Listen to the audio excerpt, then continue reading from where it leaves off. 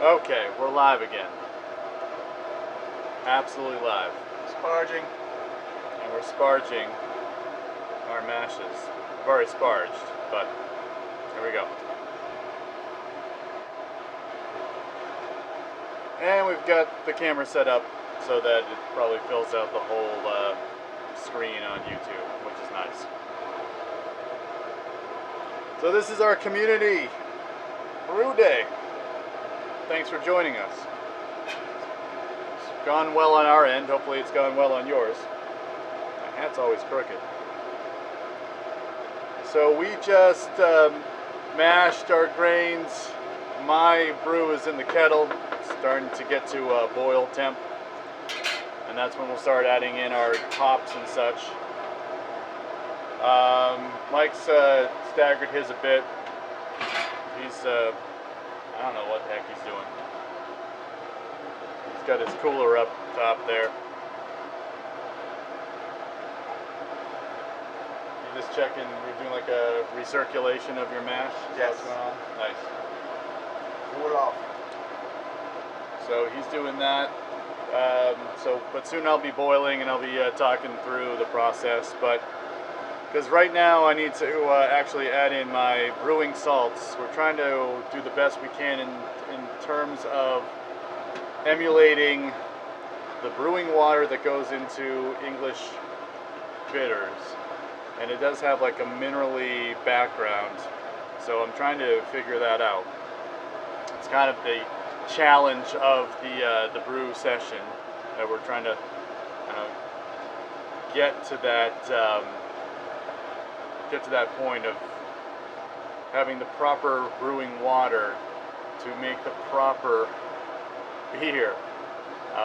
I have brewed English ales in the past, and they just have not measured up to what I think English ales should be, or the English ales I have had that are actually brewed commercially in England. So that's the thought. We're going to try to figure that out. We've had a pretty good response rate to people who watch our channel who want to brew along with us. And you can still brew too. If you want to, just search for Brew Dudes Community Brew, and you'll find not only the video we put up, but also the post which has the recipe, so you can brew along with us. So the whole concept is we put a recipe up online, you brew, and then you get to swap with a couple of people. And don't worry if you feel like, I want to brew and I haven't heard back, or you don't know what's going on. Brew first, and then make sure you email us. The email address is dudes@brew-dudes.com, and just let us know that you would like to be a part of the swap, because we'll need your address, and we will have to figure out how to pair you up with other people so that you can swap with them. May it be you meet at a undisclosed location and then swap in person, or you ship it to their address as well, but we'll figure it out together. That part comes later, probably a couple of weeks from now. We'll have the whole plan, because I'm expecting some people will write to us last second and say, hey, I brewed too, I'd like to be a part of the swap, here's my address. So stay tuned for that. Just drop us a line to say like you'd be a part of the swap. I've collected as many emails so far of people who want to be a part of the brew, the actual swap. So you have been noted. I've tried to write back to everybody who's written in and just let them know that they are part of it. We just don't have the plan yet, because I'm getting people from Norway, Chile. Oh boy, it's going to be interesting. I'm going to have to figure out something. Australia too. Big ups to the people down under. Saw some get some pairs in those countries, so we're not sending. Yeah, that's what I'm trying to figure out. Too much beer all the way. So, but we'll figure it out. If not, we'll help you out. We'll help you out. We'll have plenty to swap, I'm guessing. So we'll figure it out. Everybody knows the rules. That's right. So that's that.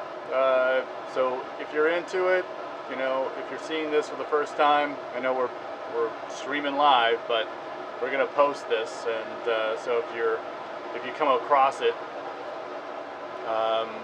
you know, check out Brew Dude's Community Brew, and if you want to be a part of it, brew this week or next weekend. That's May 13th and 14th. It is an English ale, so the turnover should be fast.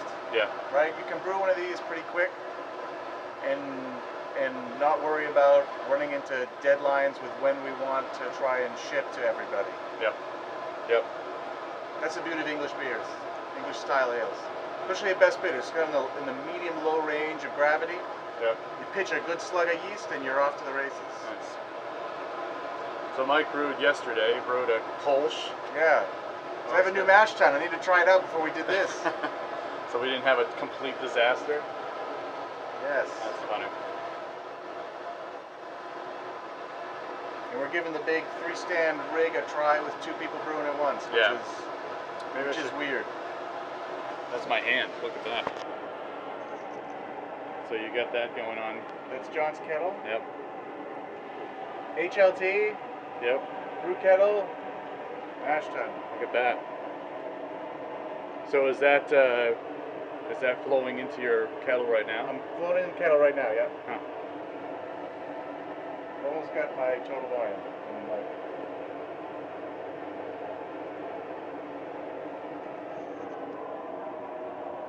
And that's almost at a boil, I'm hoping.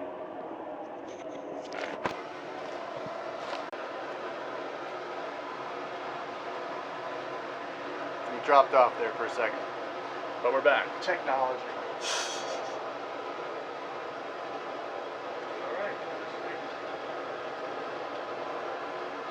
Ran into a fellow home brewer at our local homebrew shop.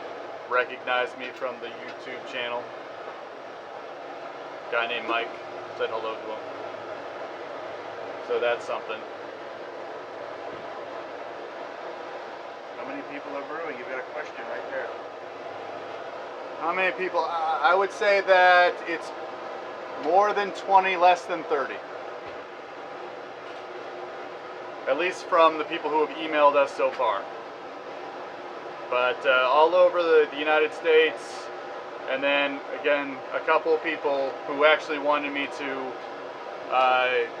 convert pounds to kilograms, Fahrenheit to Celsius, ounces to grams.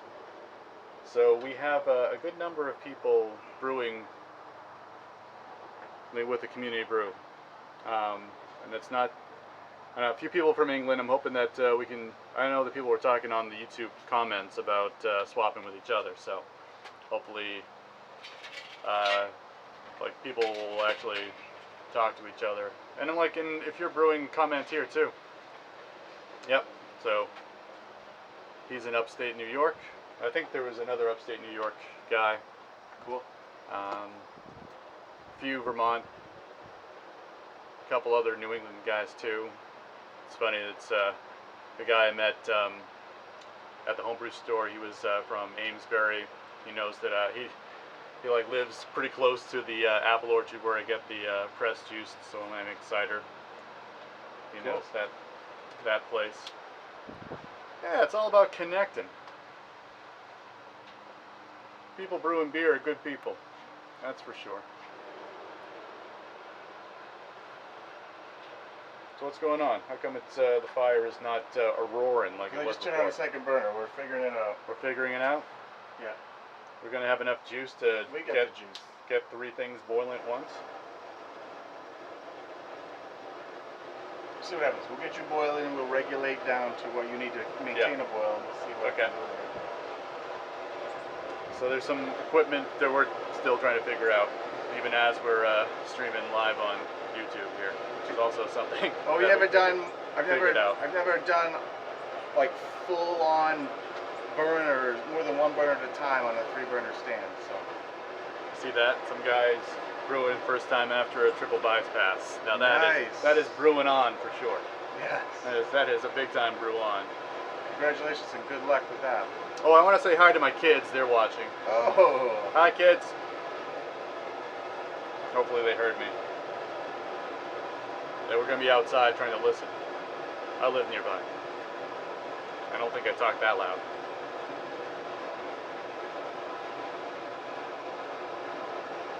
It's keeping our viewership number up. There's at least one, at least maybe like two viewers that are related to me, which is nice. Hi, Mom. She's not watching. She's not watching. That'd be funny. That would be funny. Yeah. So it is National Homebrew Day. That's why we. Today, yeah. Yeah, that's. Yesterday was the AHA Big Brew Day. Yeah, it was a big brew day, but I didn't want to be a part of that. We're a part of this. Not just separate. Not that face. I think we tried separate but different. Separate but different. But yeah, separate but equal. Separate but That equal. doesn't work. So yeah, today is National Homebrew Day. So if you're not homebrewing, I know there was a few people who were stating that they weren't being able to brew this weekend. So that's okay. There we go. Sometimes it says poor connection, and I don't know why. Again, like we said, if you can't get to it this weekend, we can always take, next week, this week, later on this week. Hey, look, I'm boiling. You're starting to boil. All right, so we turn that down a little bit. Sure. I'll go get my hops. I'll be right back. Does this mean I have to entertain the people? Yeah. We're brewing. Just Brian Fisk. Welcome to the conversation. We're brewing side by side. Two best bitters. Dry hopping option on a best bitter. Well, EKG would be classic, but you could go Fuggles, any of those other ones. Is that backwards? Yep, It is backwards. It's just the way it goes. I guess people want to look at themselves like it is the mirror. Because if not, then they're like, why is that side weird? That side of my face, that is. Okay, so we're I'm not leading used off. to managing a full kettle like this. This is ridiculous.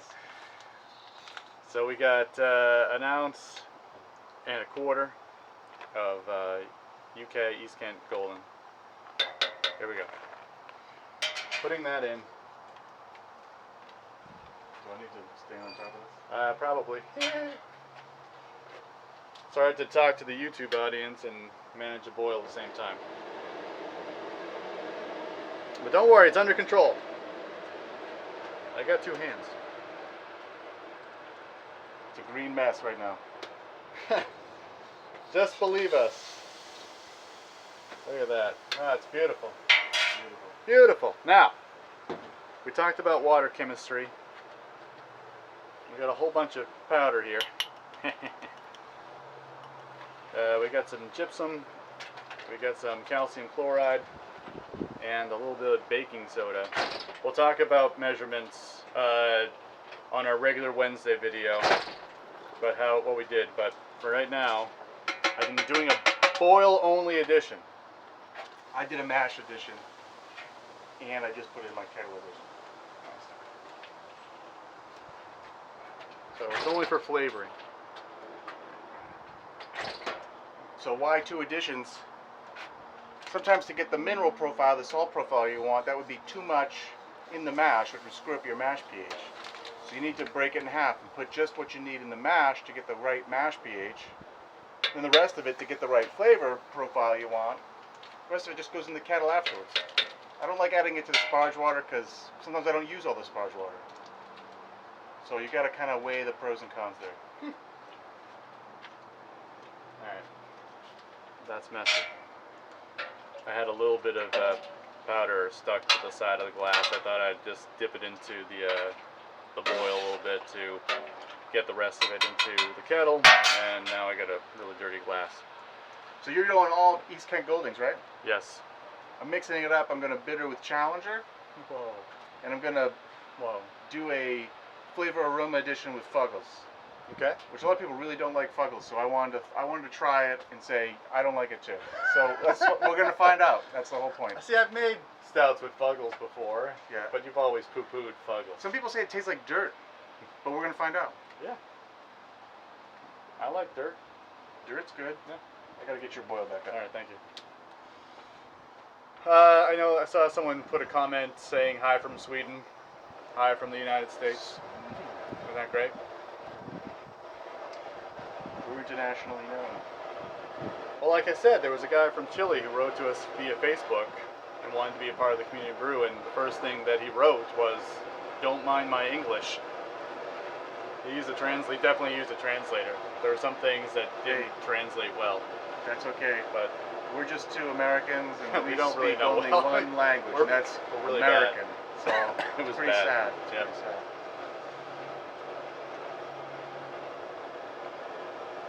This is what you do when you brew. You just stare at the boil kettle. See, that's the thing. Like, I wanted to live. I was telling people at work I was gonna live stream on YouTube. It's really not gonna be that exciting because a lot of it is sitting around watching things boil. All right. So that was about noon time, maybe 12:05 Eastern Daylight Time. Just gotta figure out when I'm adding other. So, what's my opinion on dry hopping a best bitter? Yeah. You can. I think that traditionally, if you were to drink like Fuller's London Pride, I don't think they dry hop that, but why not? Hey, it's home brewing. It is homebrewing. That's right. Do what you want. Maybe loading up on the back end, like a flame out edition or 5 minutes to go. That's usually what I do for English beers if I want to have more hop profile, like aroma profile. Let's just do it that way. Like the beer I'm going to do today, I'm going to just bitter with Challenger, but I'm going to throw in 2 ounces of Fuggles with 10 minutes to go. And I probably won't bother with a dry hop there. Just because. Yeah. Well, I could always, after I taste it or smell it, if I don't like it, I could then dry hop with something else afterwards. But that's homebrewing. That's right. I think the recipe that I posted didn't have any dry hopping additions in it, but that doesn't mean that you don't do a dry hopping addition. Yeah. I think that feel free to mix it up a little bit. yeah, big time. So I think that we're trying to figure that out. Trying to see, and if your version comes out real well, I want to do it your way the next time. And that's part of the community experience, right? Is everybody, we stick to a basic tenet of a recipe, but we left options for hops and yeast. Yep. John's doing a yeast blend today. I'm just sticking with dry Windsor ale yeast. Yeah, it's definitely going to be a just to check yeast it out. blend. So in our first video, we're showing smack packs. So for those of you who may not know, you smack this, and it swells up. If there's a lot of viable yeast in it, that's one packet. Got another yeast strain. Actually, it's not as swollen, but it's getting there. It's swelling a little bit more than it had when I first turned on the first video we put together, which, check it out, it's horrible. I couldn't figure out to go this way rather than this way. You gotta start, like... We're just two dudes having fun trying to figure it out. That's true. But if you are ever going to live stream in your future, make sure that you've set your camera angle first, and then go through the process of getting live, and then you'll be able to stick with that angle for the rest of your video. If not, then no matter how you turn the phone, it's gonna still be set up in that angle. May it be vertical or horizontal like this. Anyway, so this is London Ale. I gotta get footage for the blog. Wow, footage that's for crazy. The blog. That is crazy. Maybe I should make sure it's on camera. There we go. I'm on that camera, not on this camera. Oh, there you go. So we're videoing the video. That's so meta. London Ale 3. That's one of the suggested yeasts I put up on the blog and the recipe in the comments of the Community Brew recipe. So how's the bottle swap going to go? I'm going to keg my brew and then bottle from the keg for the swap. Okay, so I'll say again, we're going to collect as many people as we can. We'll probably have a cutoff date for you to email us that you have brewed for this community brew. What we need to do is get an email from you, one that says, yes, I've brewed and I want to be a part of the swap. And 2, here's my address. We need an address for, you know, proximity to other people who are brewing as well, and then also a way for people to ship to you if they can. So just let us know. Email us at dudes@brew-dudes.com. If you Google Brew Dudes, you'll find our blog, and you'll find, once you get onto the homepage, you can click on the link for contact. It has our email address. We've posted our email address at other places on the YouTube videos. So, but just write to us. We're collecting. I've been collecting since we announced the community brew last month. I've been collecting everybody who's written in and said I want to be a part of it. And what I'll probably do is, once I've collected everybody's email address, just send out another email that says, hey, I have you down as somebody who is a part of the swap. Can you confirm? And then once you confirm, we'll send out to people, here is who you're shipping to. So ship 2 bottles, 1 bottle of this person, 1 bottle of this person, and they will ship back to you. That's it, right? It's the first time. First time. We're figuring it out. But Figure it out. I'm good at organizing this kind of stuff. Trust me. I'm good at thinking about organizing, He has a lot of good ideas. but not executing. Someone's got to do it. Someone's got to get it done. That's me. All right. So that's, So we're boiling. we're boiling. We're boiling 1 at least. Okay. So how close You're, are you you're, to you're boiling? ahead anyway. What do you, like 20 minutes, 30 minutes boiling on it? 20 minutes at this point? I would say 15. 15, okay. That's great. No, you're fine. We're all good. Yeah, 'cause I think that we started boiling once we were here on the YouTube streaming live. We gotta convert this stand over to natural gas. Oh, now that And would be then something we else. can, Yeah. we go a whole hog and 3 burns at a time. Wow. How's your gas bill going to be? That's fine. You'll be hidden amongst all the other gas. It's fine. No one will need to know. No one will need to know. Who pays the bills, I guess. I pay the bills. No one needs to know. Natural gas is cheaper than propane. Here we go.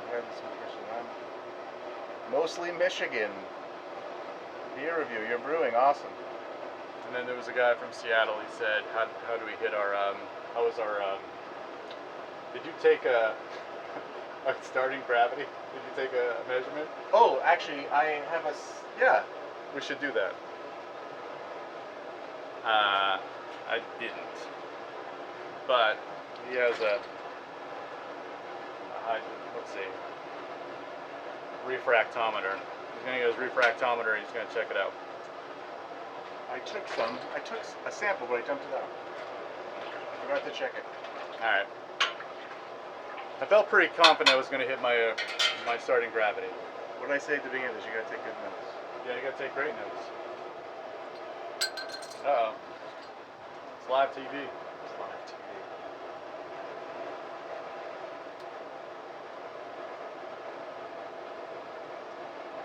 Don't mind me while I fidget with my. I know. I'm hoping that it's gonna be just fine. It's gonna be great.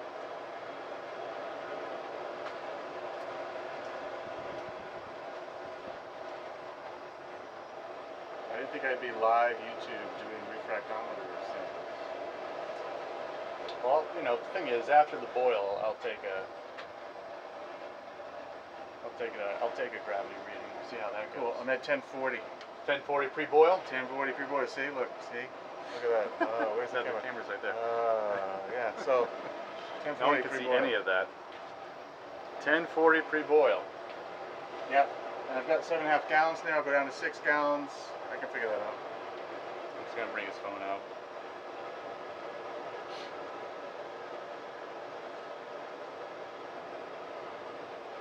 You need to go back like 7 years to our post on working with specific. That's gravity. right. PPGs. All this stuff. Points per gallon. If I boil it down to 6 gallons even, I'll be at 1050. There you Which is go. actually a little high for what I think I want the style to be, but that's good. It's a new mash tun. I'm being more efficient than I thought I'd be.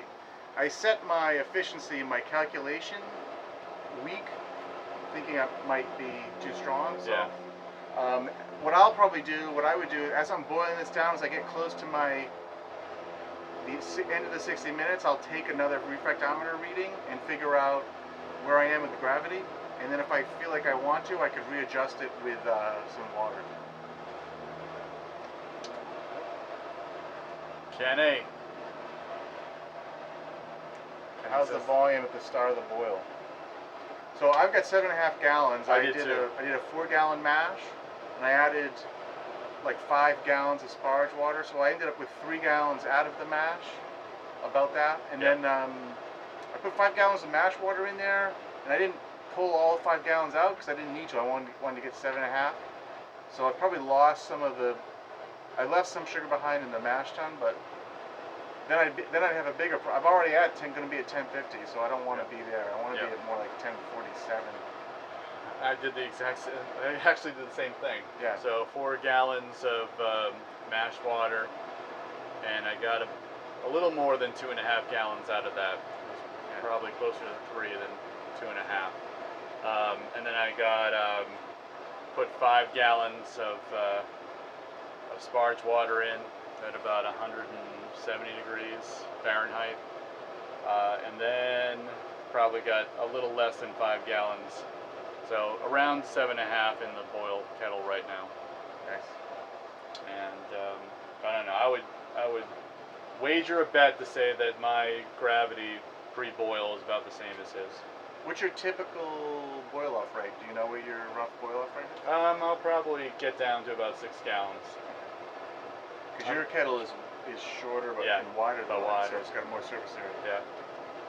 But I usually just collect enough for 5.5 into the fermenter, and then pitch yeast and go home. Yeah. I don't typically brew over here in his house. We're underneath his, what is this, your deck? I have a walkout basement, and so there's a deck above us. So it's great. It's got a plastic roof here. Last night it was raining when I brewed. How about that? So my brew gear is underneath the thing, so I don't get like drips into the kettle and stuff. So that works out good. That's great. Because I have an electric pump too, so I have to pay attention to the puddles. I can't step in the puddles with the cords going through the puddles. So You got a nice collection of algae and other green. I was looking at that last night, thinking maybe I should change this.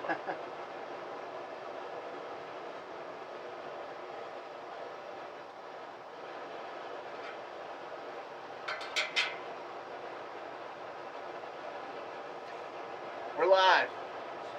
Hanging out. Glad you're hanging out with us. Hey, checking in from Houston. Okay, water profile. Good question. And what are we fermenting in? Okay, so we'll talk about the water profile question first. So, I don't know. We're going to probably go into great detail on when we post our video on Wednesday, kind of a post-mortem on the community brew session. But usually what I do, what I've been toying around with a lot is using distilled water and building a profile up from there. This time around, you look at some of these English water profiles and they have just a ton of minerals in there, like a lot of sodium. Did you see that? Like, anyway. Yeah. And our water actually has our native water. Yes, our tap water has a lot of sodium in it too. So I was almost tempted to use that, but I've brewed English ales with our tap water before, and I don't like it. I don't like it. So I went with spring water, which has very little deposits of minerals across the board. So what I did was I added some calcium sulfate, some calcium, what else? Calcium chloride, and a little bit of baking soda. Just to sort of play around with like salt, the chloride. How did you choose your values? I really just played around. With a calculator? With a calculator. Brewer's Friend calculator. And you were just looking at ppm levels? Or yes. were you looking at resultant mash pH too? Did not look, well the thing is I wasn't going to add it to the mash. Oh, yeah, that's right. So I was using the spring water, and I know that Alright. my mash, and actually we checked the So pH you of were my just mash, and it so was good. you were shooting for a what kind of a sulfate to chloride ratio? The answer is when So it so- looked kind of good. Yeah. It looks kind of good. Yeah. Yeah. Well, So I I saw what you were doing, and you're definitely favoring a high sulfate to chloride Yes. ratio. So with my water profile, I started with distilled, and I went for closer to a sort of 1 to 1, 1.5 to 1, so favoring sulfate, but not nearly as favoring sulfate as yours. So I just wanted to sort of compare. Yep. If yours comes out to have that minerally thing you want, or if it's too much, I just wanted to be sort of like in the middle. Yep. I just wanted to point out that our home tap water, one of the problems that we have why our English beers maybe don't come out so great is because our sodium level is 134 ppm, but our chloride levels in the water here is 250 ppm. Oh wow. So in order to get to 1-to-1 sulfate to chloride, we have to add a whole bunch of calcium sulfate, Yep. some gypsum, Yep. just to break even, to get to 1-to-1. If you want to favor that hop profile, then you've got to add even more than that. It comes into a tremendous amount of gypsum, like 15, 20 grams to just start to push into a 2-to-1 ratio. It becomes unbearable. So I think both of us now have started to play more with distilled water, cleaner water sources, and Yeah. then go from there. I agree. Or at least just like probably dilute our tap water. Like use like distilled like Yeah. maybe half and half or something like Yeah. that. But if you're going distilled, you got to add back in some baking soda, which has got sodium in it too. Which, with our tap water, there's probably more than enough sodium in it already. You Yeah, can't do that's it what I without. think. So Yeah. I thought a lot about playing with diluting our water, but then I just realized, you know what? It's just easier to buy all of it distilled and work from scratch. So it looks like I'm going with like a 6-to-1 sulfite to chloride ratio. Is that what I'm looking at? Well, grams to grams, yeah, but actual molecules to molecules, it doesn't work out that way, but it's close. What? It's Okay. close. Grams and molecules are not equivalent. Okay. Avogadro's number. How many molecules are in a gram? Oh, depends on the molecular weight. I know. Second question, here reads the Chemistry. fermenting in this. Yeah, and I'm fermenting in this. Gotta be careful. Look. More questions. Cheers from Kansas City. Cheers from Massachusetts. Yeah, my total mineral profile is going to be much lower than his. He's at a higher, I was at a much lower, and I went for balance, and he's more sulfate. So it'll be interesting to see when we taste the two beers. Because he went Maris Otter and Crystal 60, I went Maris Otter Crystal 60. There'll be a little bit of difference in the hopping, because I'm using different hops, but I think the minerality question can still be answered, comparing the two. At least for us, when we sit here, when we shoot those videos. Right in there. Right in there. Studio Z, right? Yeah. Do you remember if the next hop edition was at 15 minutes or was it at half an hour? For who? Our For community, you? for our community recipe. Oh, I have no idea. Well, that I can't get on Oh. our site. Oh, to check I it can out. look it up. That's what I'm asking. Maybe got- someone else knows. Well, they could post it or whatever, but Let's see. 15 minutes. See, thank you. See, that's the power of the internet. Faster than you. Excellent. I thought it was 15 minutes. Look at it. Andrew Thomas saying 15 minutes as well. Thank you. So where are you? 30 minutes? Yeah. I got 15 minutes to go before I add in another hop edition. And the last hop edition was at 5 or 0 minutes. Pop quiz. It's gotta be 0. My money's on It's gotta 0 be- minutes. Mine is as well. 0, thank you. I've often wondered that 0-minute edition, how much contact time do you really get? I stopped doing zeros, and then I started doing like 2 minutes, just to feel like I was getting some exposure. You know? I guess. But then again, you're dumping it in, right? Yeah. So 0-minute works for you. Well, you're chilling. This is the chill, whatever. Yeah, it's all different because I'm going to use a plate chiller later on. So Oh. the hops that I have in there are going to sit hot while it runs out Yeah. before it cools down. So I'm going to, if I do a 0-minute, I'll get some exposure there. Thanks, Yeah. Kenny. Yeah. Interesting. What's the special beer we're going to drink after that? Is that a surprise off camera? Well, it's going to get on camera, guys. We have, I don't know if we have, but I have figured out that drinking beer and brewing at the same time, yeah, not always the best of combinations.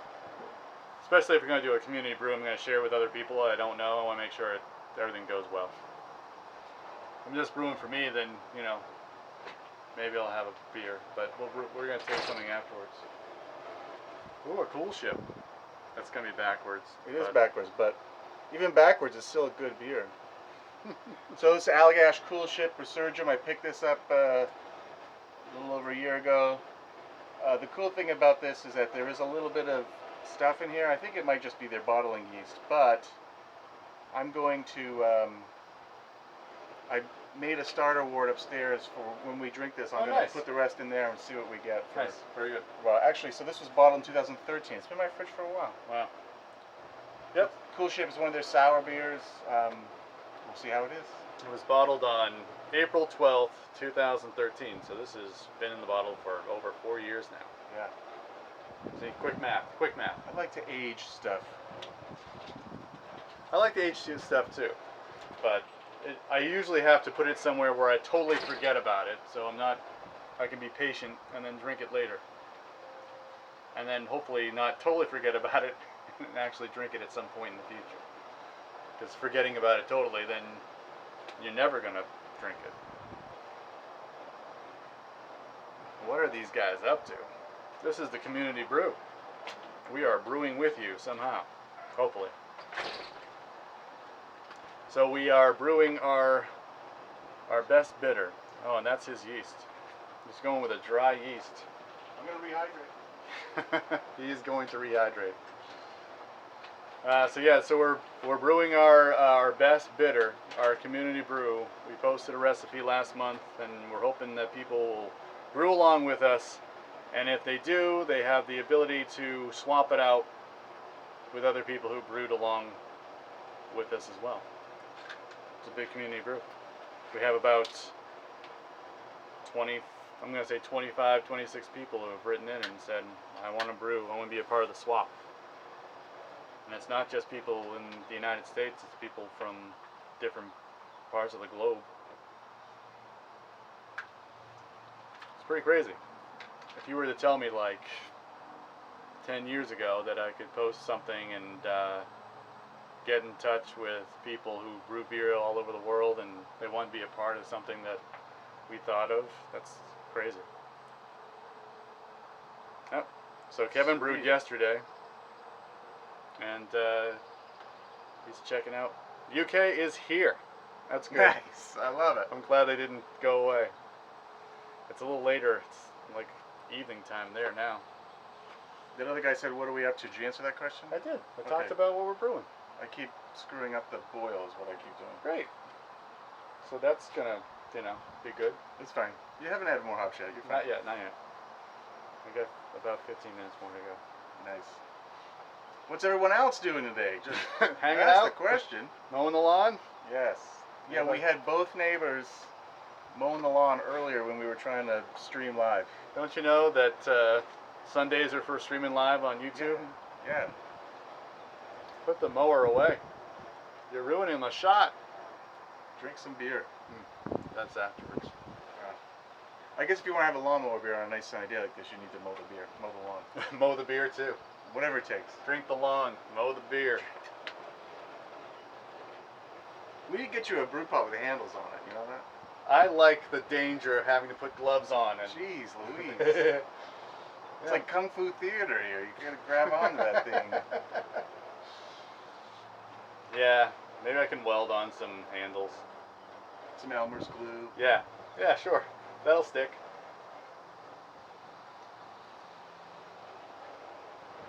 Just watching the boil.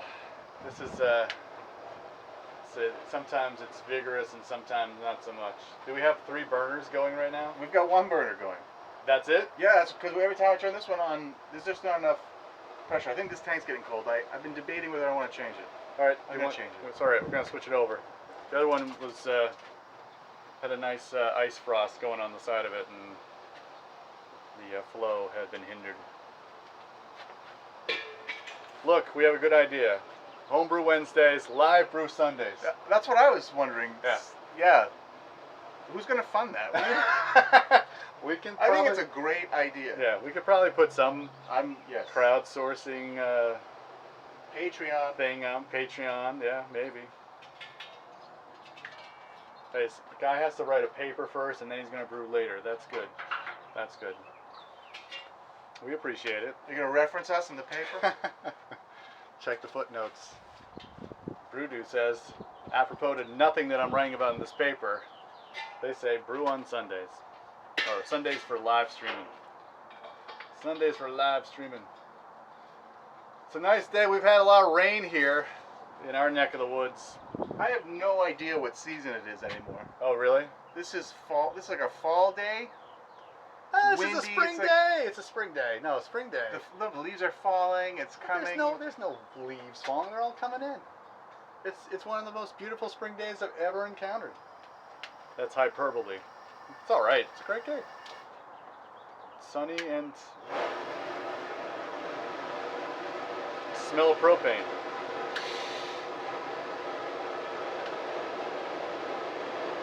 But it's a great day to brew. It's a little windy. It's a little windy. I'll take it back.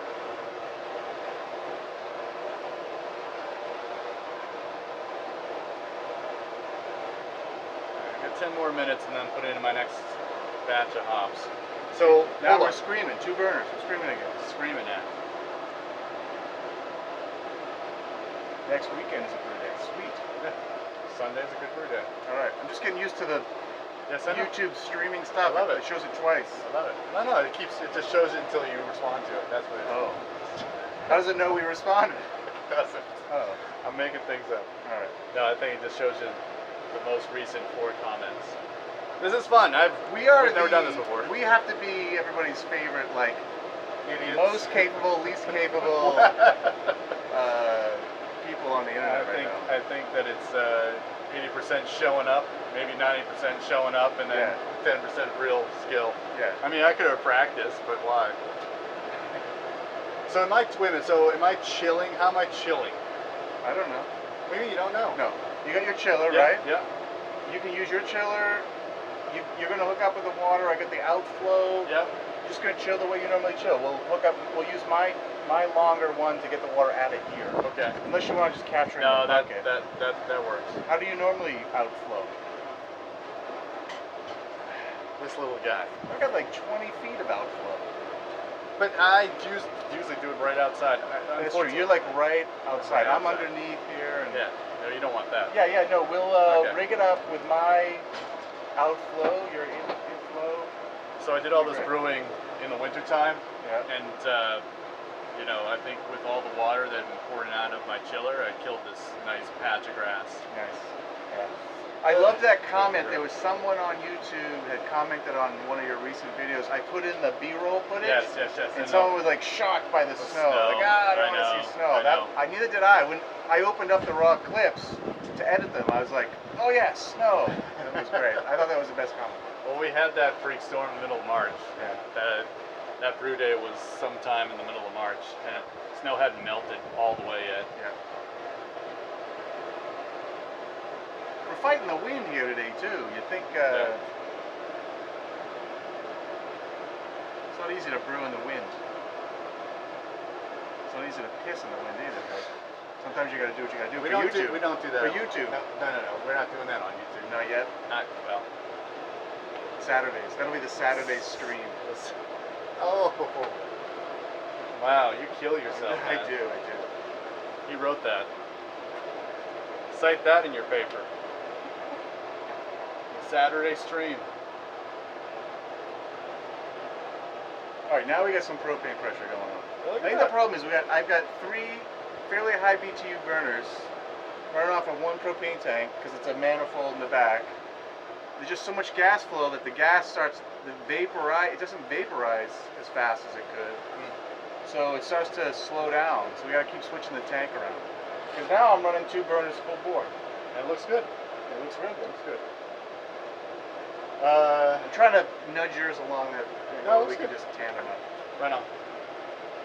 If you want to check out how he built this brew stand or brewed this build stand, check out. We actually have a playlist about you finding this aquarium stand. Yep. And cutting then it in half. And then building it Doing yourself. weird stuff with it. Yeah. Now look at you. Now look at me. Now I've abandoned the whole reason why I built it.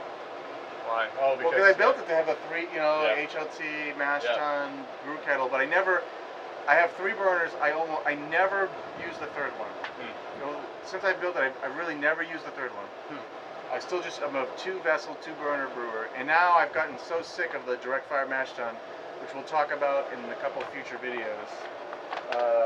Now I've just gone back to a cooler mash tun, and it works. It's only my second one doing it. I think that guy's getting a little bit bigger.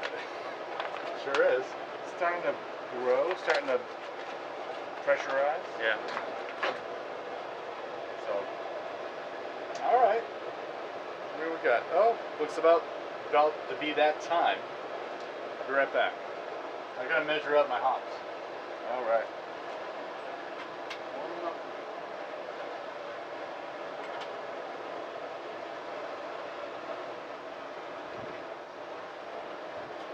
We have to stagger the 2 boils anyway so that we can chill. My hops are back here. We only have one water source to chill from, so we can't chill them both at the same time anyway. So I needed to fill the gap. It's very technical. Everything good? Okay. Everything You know? gonna be okay? Yeah, it's gonna be great. It's gonna be great? It's gonna be great. I'm gonna use the plate roll, so I'm gonna knock out in like 5 minutes. Thanks, Cidermeister.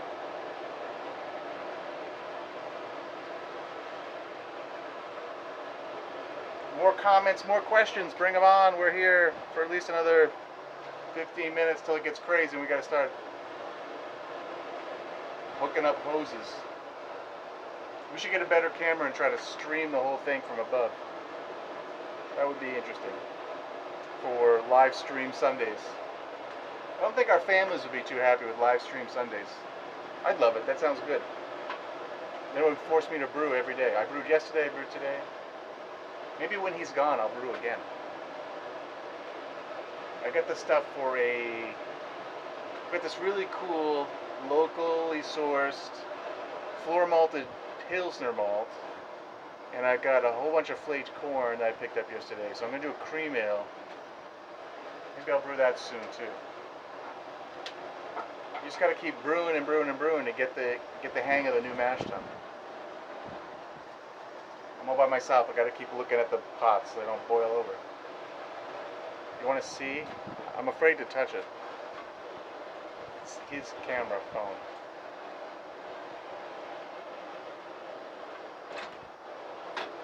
Hey, I'm back, and the hops are hoppier than ever. That's 15 minutes. Boom.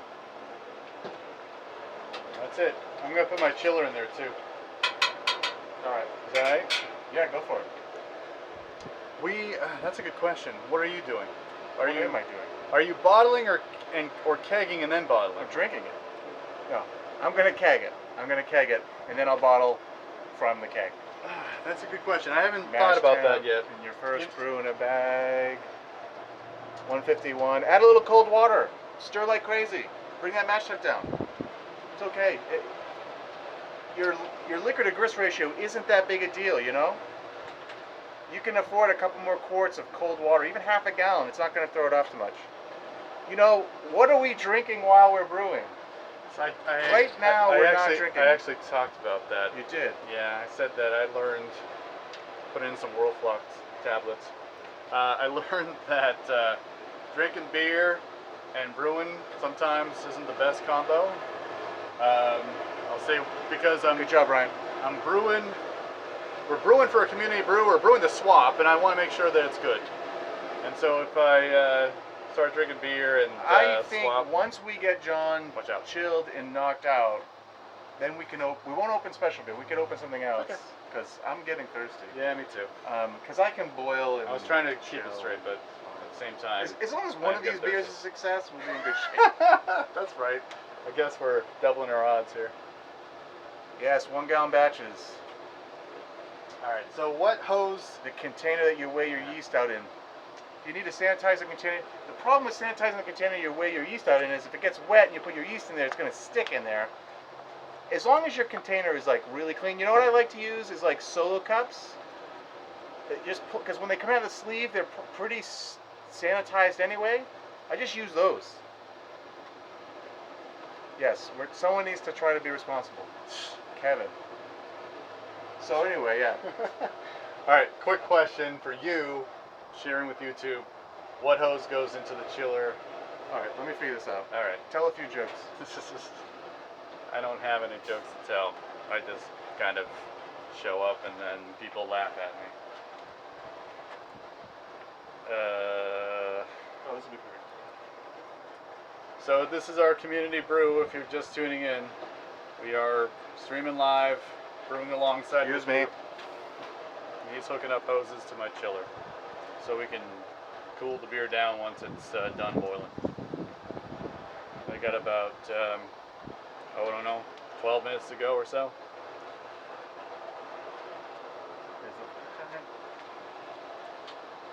As in my boil. Yeah, I think once it starts chilling, I can definitely have a beer. I'll definitely want a beer. I want a beer now.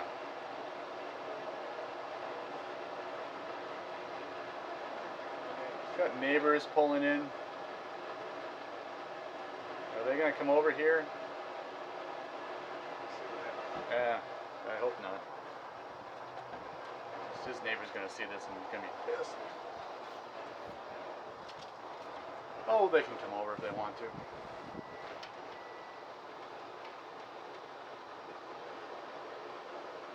Alright, we got two hoses, which are of course going to trip me up.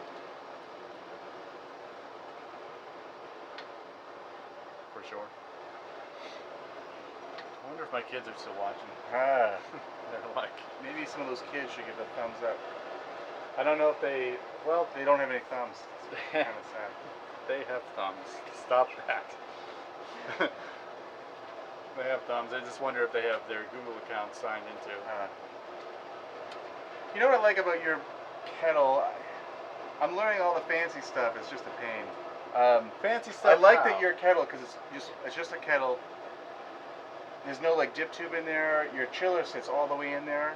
I have this super expensive, huge chiller because of the big copper dip tube that I have in my kettle. Only half of it's ever in the wort. It's like a big waste. Yours is nice. It's primo. Primo. For our friends in Italy. Hoya red. Nice. It's not noon here. Yeah, I know. It's noon here. Yeah. Well, they must be. Nice.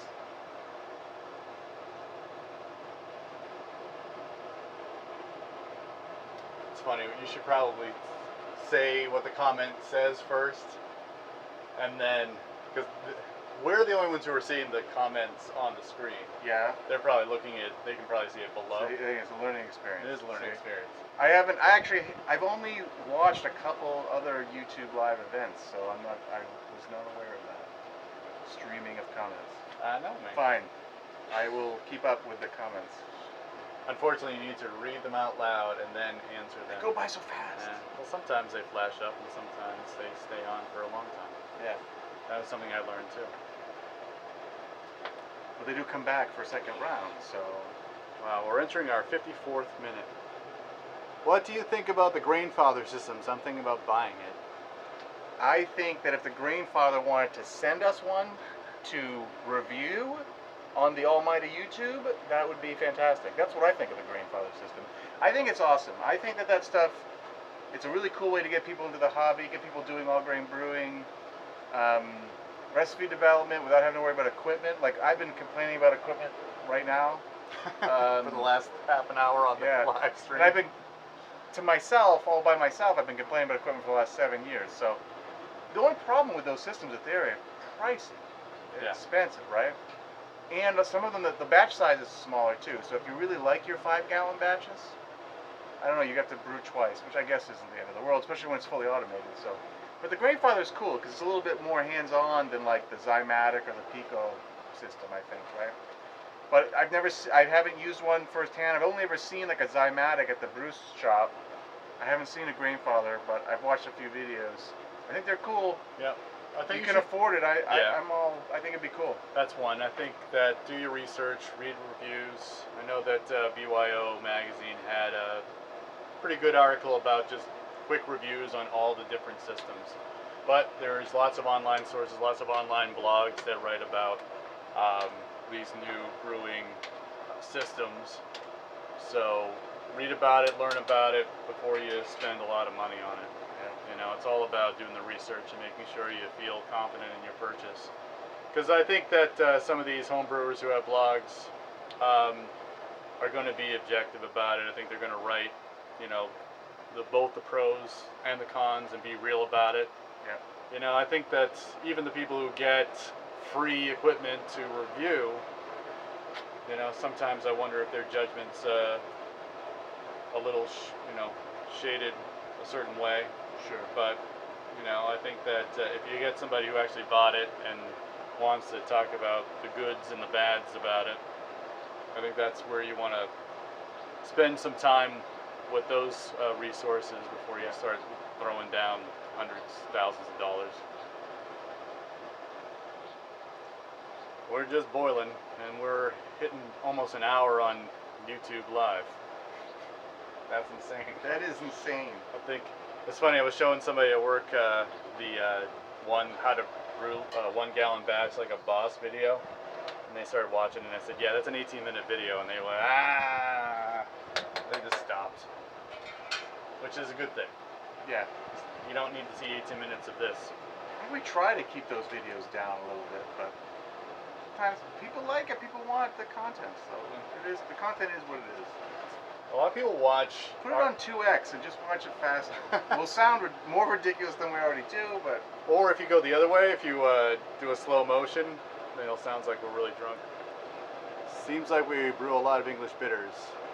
When do you visit tap? He was asking if we visit tap room. So I know that we talk about English bitters quite a bit. I used to brew a lot of bitters. I haven't brewed too many of them lately. I definitely brew at least 1 or 2 a year. I used to brew them more often than that because I was really just trying to nail the style down. Yeah. I don't know, I'm a malt forward guy, although lately I've been drinking more hoppy beers commercially, I think. But to stay on point with the bitters thing, I don't know. It's funny, I couldn't see the rest of the comment because it disappeared too fast, but when we go to bars and stuff, you still don't see that style a lot. No. Most taps are dominated by IPA, pale ale, things like that. For me, I still think there's a lot of value in a good malt forward, malt expressive, English style pale ale. Yeah. See, my whole thing was visiting London and drinking from the pubs there.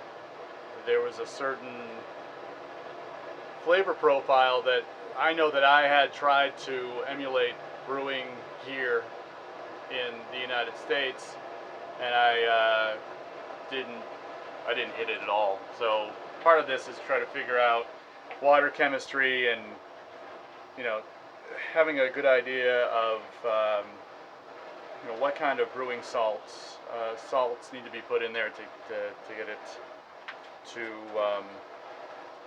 the same kind of tastes and aromas and such that I had in a London pub. But I tell you, I don't think that a lot of nano breweries or the craft breweries are popping up all over the place.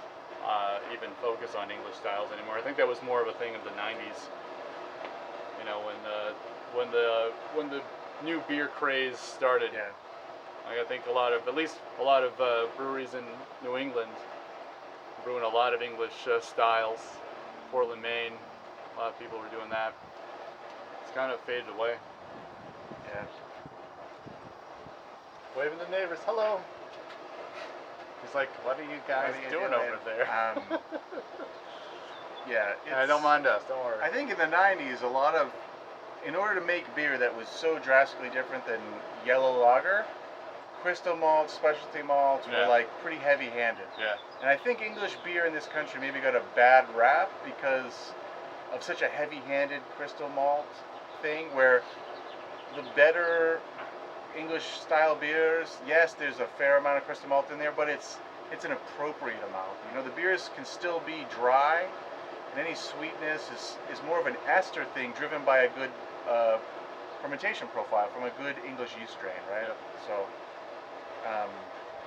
yeah, I love the complexity that comes from that caramel crystal malts, and then what you get from that yeast, that English yeast character. I've done some side-by-side stuff where I'll pitch like American ale and English ale side-by-side in the same wort, just to remind myself what that real magical difference can be with a good English yeast.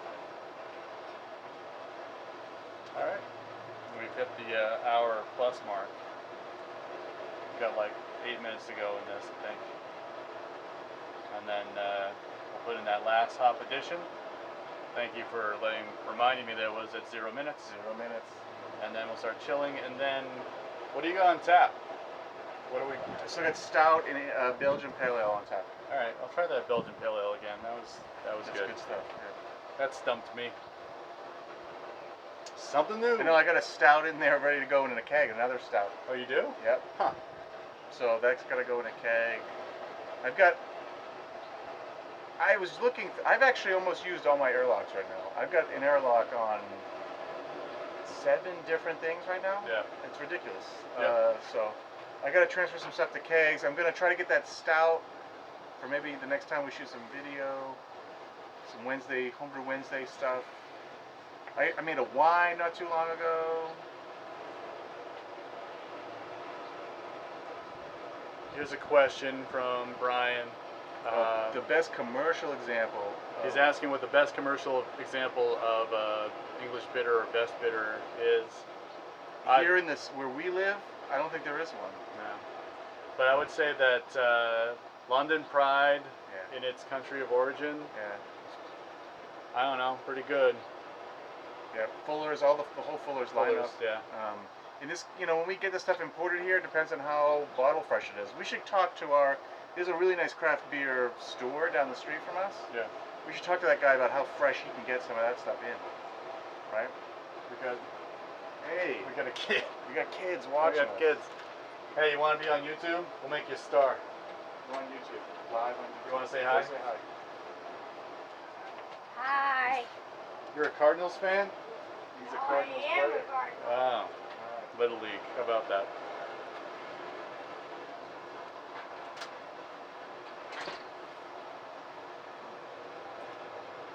Just hanging out, brewing beer. How you doing? This is the community brew.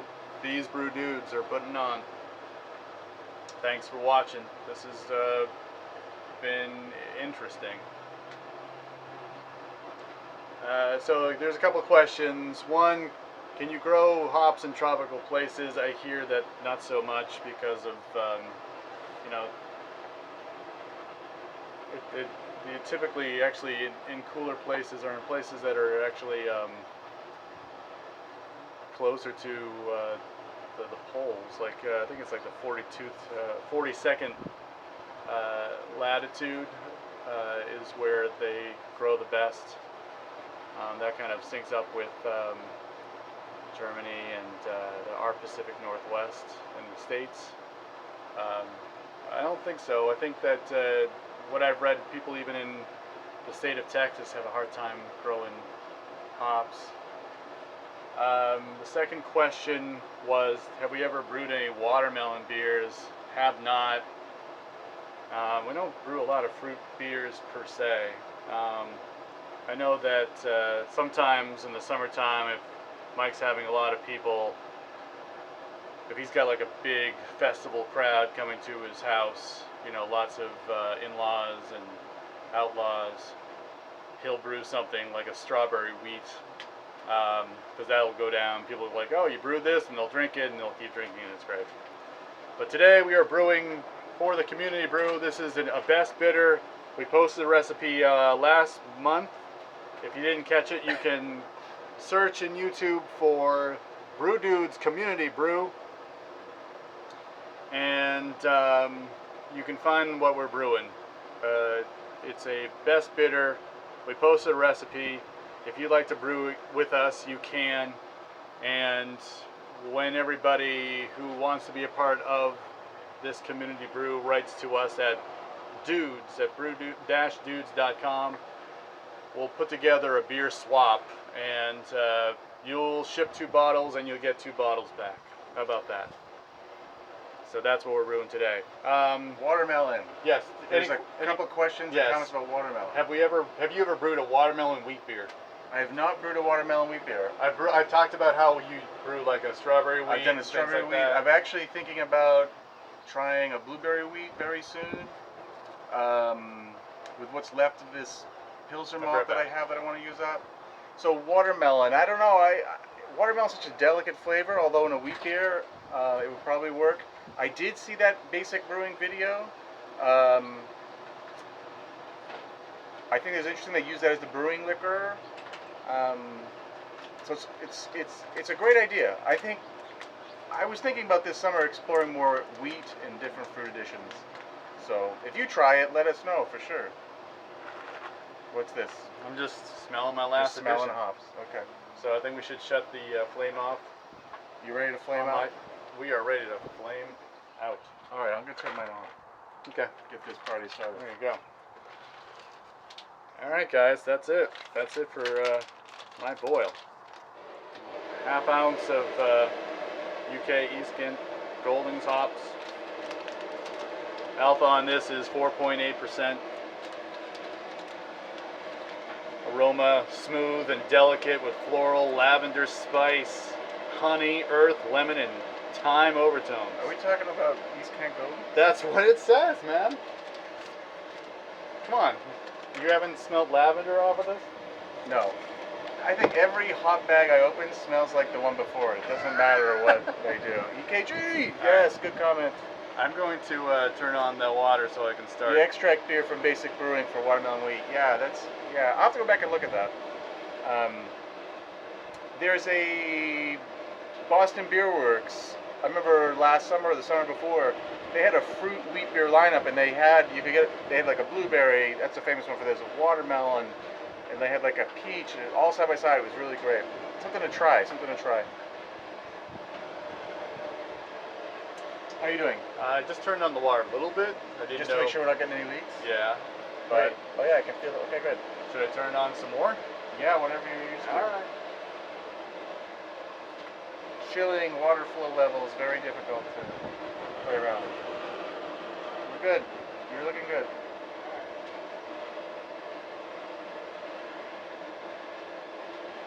Alright. The water flow is good. Raspberry one too. Not widely accepted. I hear you. No, why not? What's wrong? Raspberries are great. You know what it might be though, I don't know. Maybe you gotta really, with raspberries, you gotta really hit it hard, man. Some of those fruit beers can get expensive with the delicate fruits. At least watermelon is cheap.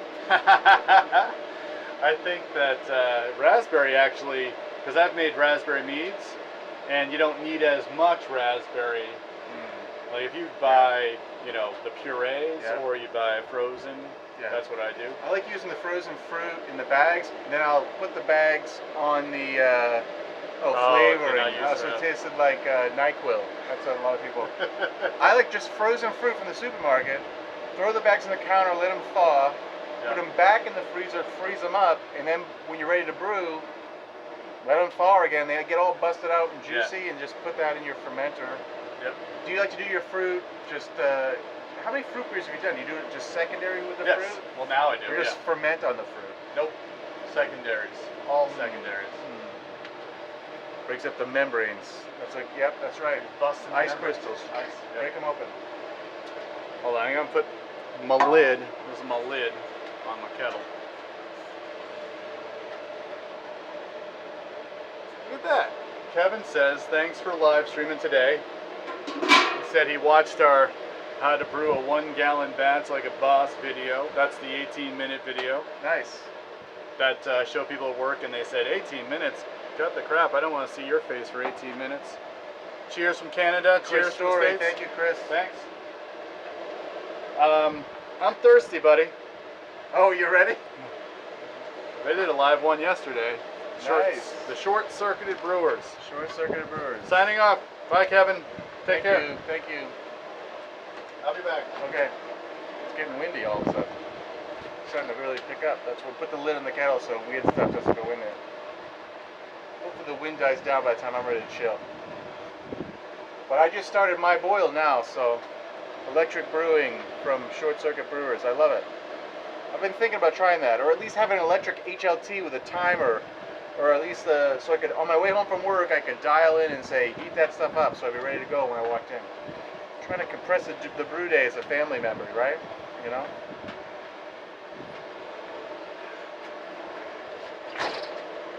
Oh, Look at that pour, buddy. nice. That's your Belgian pale. That's beautiful. That beer is beautiful.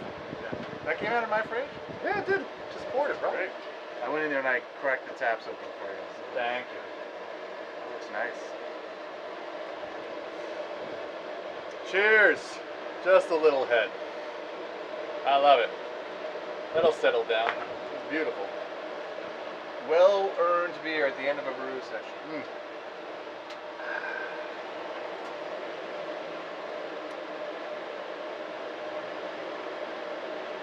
Cheers.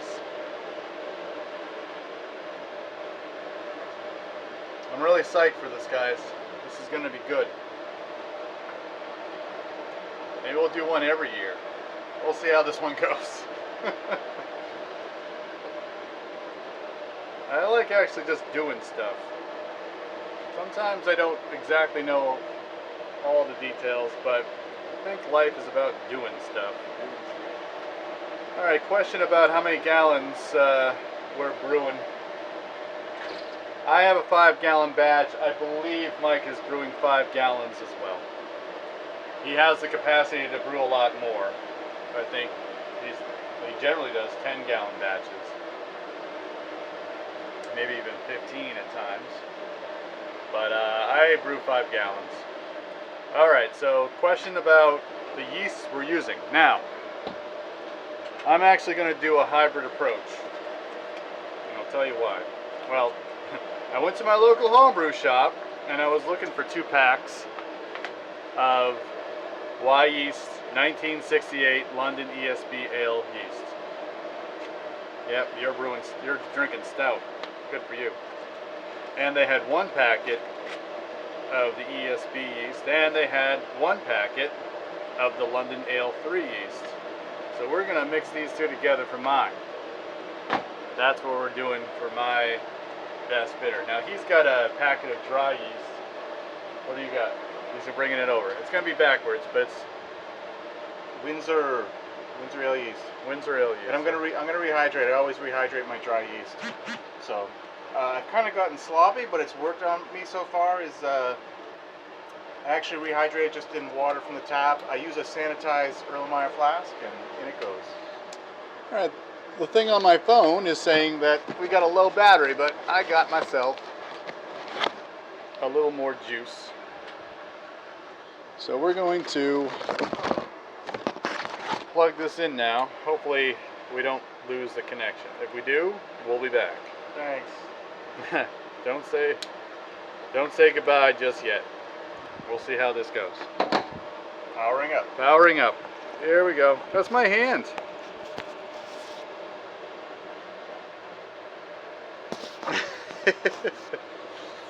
Now we're reaching more people than before. I know. Again, just doing stuff because doing stuff is fun. For the win, you betcha. Oh, it says it's not backwards. We're seeing things backwards, but I don't know. That is bizarre. Well, good to know. Thank now, you. Again, so that's like the 3rd or 4th thing That the audience is helping us out with. We're like new tubing it. Yes, I know. That's alright. Well, I was getting, I guess, concerned that looked like stout and this looked like. Cheers. Oh. See, the Short Circuit guys, they also did a live stream thing, and he was saying that we're like totally noobs, guy. He was saying he saw the same thing. All right, so that's a long comment. Yeah, so washing yeast and reusing it 3 or 4 times. You know what? I've never really officially washed my yeast. I collect it and I leave the beer on top of it, and then depending on how long it's been sitting there, I'll decant the beer, and maybe I'll put some fresh wort in there the day before I brew, or the day, or the morning of a brew session. But I've never tried to wash yeast regularly, so that's from Brian Fisk. So I don't know.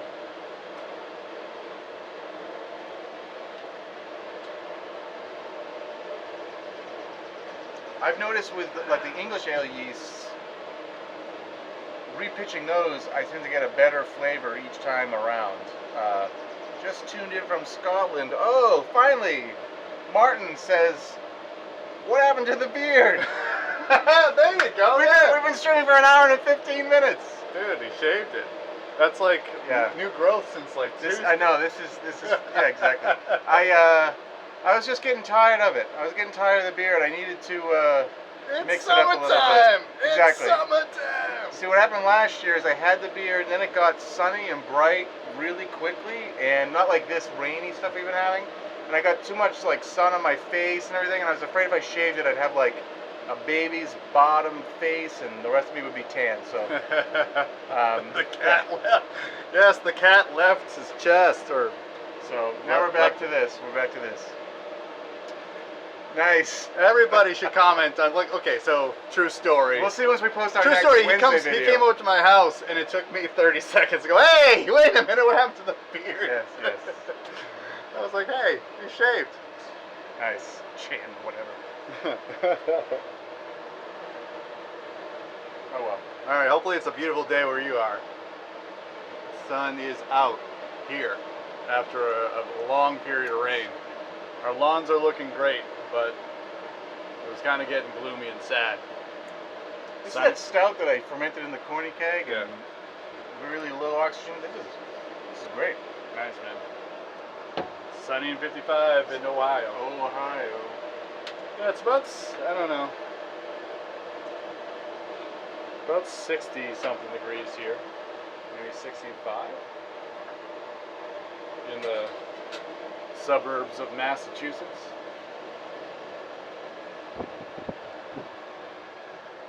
How's your chill? It's chilling. How long does it take you to chill? I don't know. I gotta sanitize my thermometer. Plenty of sanitizer in that bucket right there.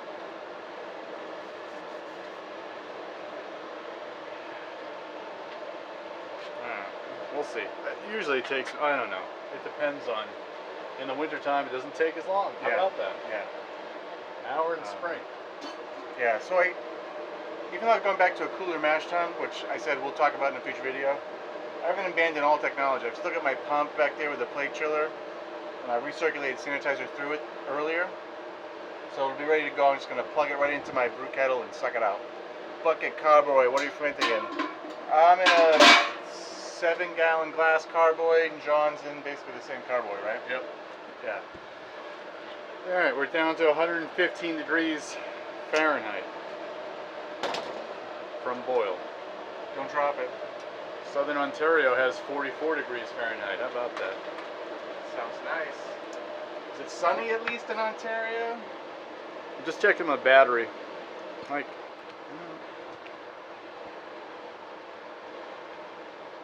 there we go. I didn't plug it in right. Recharging. Oh, okay. Now we're back. Now we're back. Now we're back on the grid. No, it's not sunny. Bummer. Yes, exactly. Nice. Right. Starting your brew right now. Awesome. Thanks, Adam. Thanks for checking in and letting us know that you're brewing as well. Tucson, Arizona, it's 101 Fahrenheit today. It's a dry heat, right? It's a dry heat. Ah, there it is. Dry heat comment. Love it. It is a dry heat. I'm sure Arizonans love it when people say that. Oh yeah. Jinx. I still think nice. Heat is heat. 60 degrees, partly sunny in Minnesota. I love it. Now we're just doing weather. Yeah. 55 degrees Fahrenheit in Wisconsin. That's what you do. You're checking in. People are That's checking good. in. It's good. It's good. We'll have to bring the stout out to Wisconsin.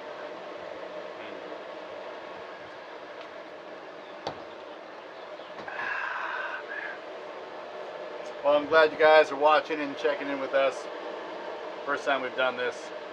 Hopefully, I plugged in the battery pack the right way this time. We'll have to do more of this when we do brew sessions.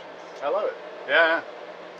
Even if we don't, broadcast it, meaning talk about it before we do it. We're getting old talking about the weather. That's right. Now, 9 years ago, it was a lot colder. If you remember that. We could set up an event. We're twisting Brian Fisk's arm. I think he's watching us drinking beers. He's like, he's going to pour himself a pint. Yeah. Do you need to sanitize the spoon? Do you stir that at all? You're all set? Okay. I don't let it just sit. Okay. Do the math. Once it chills, it chills. Don't be jealous. Don't be jealous.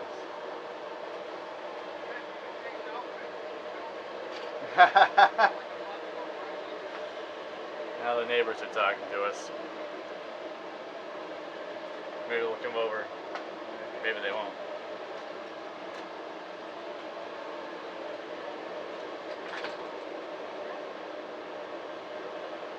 Out walking the dog, doing real suburban kind of stuff, mowing the lawn. Suburbans. Just chill. Oh, we got short circuit drinking a fat tire clone. I have one of those in the fridge. No, a clone. I have one of the fat tires in my fridge. We only recently started getting that here in the Northeast.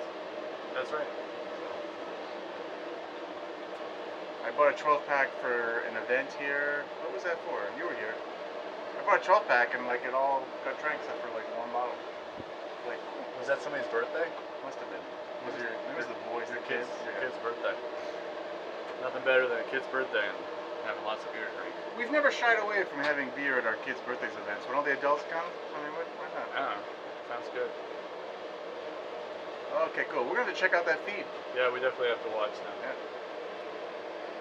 So we've been thinking of also doing just commercial beer tastings.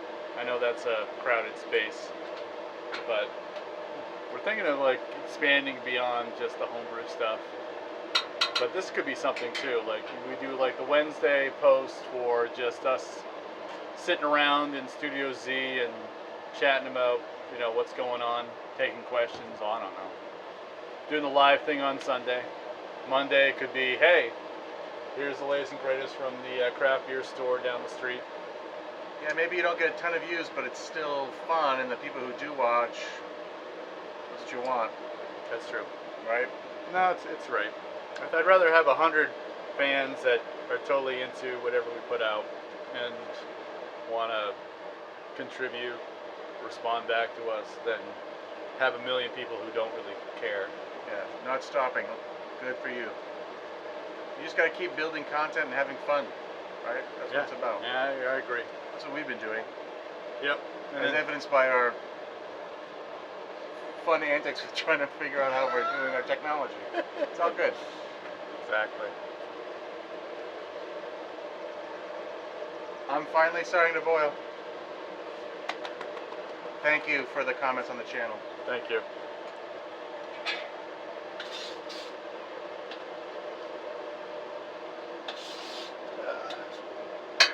So wait a minute. So that's this is your boil. You just started. I just started the boil. The 2-burner thing. I should have just brought out the solo burner, but it's fine. I could have brought mine. Yeah, I have a solo burner. I thought we'd have enough. It's just the gas thing. That's all. Like I said, if I hook this up to natural gas, we'll be cooking with gas. Cooking with gas. Scientists. We need to schedule our Stupid jokes. We need to schedule. Yeah, we gotta schedule the stupid jokes. We gotta schedule our barbecue beer thing. Yes. Right. Yes. Get that too. You want to talk about? Well, actually, we should talk about upcoming videos. Upcoming videos. Because I got a few things to taste. I've got things to taste.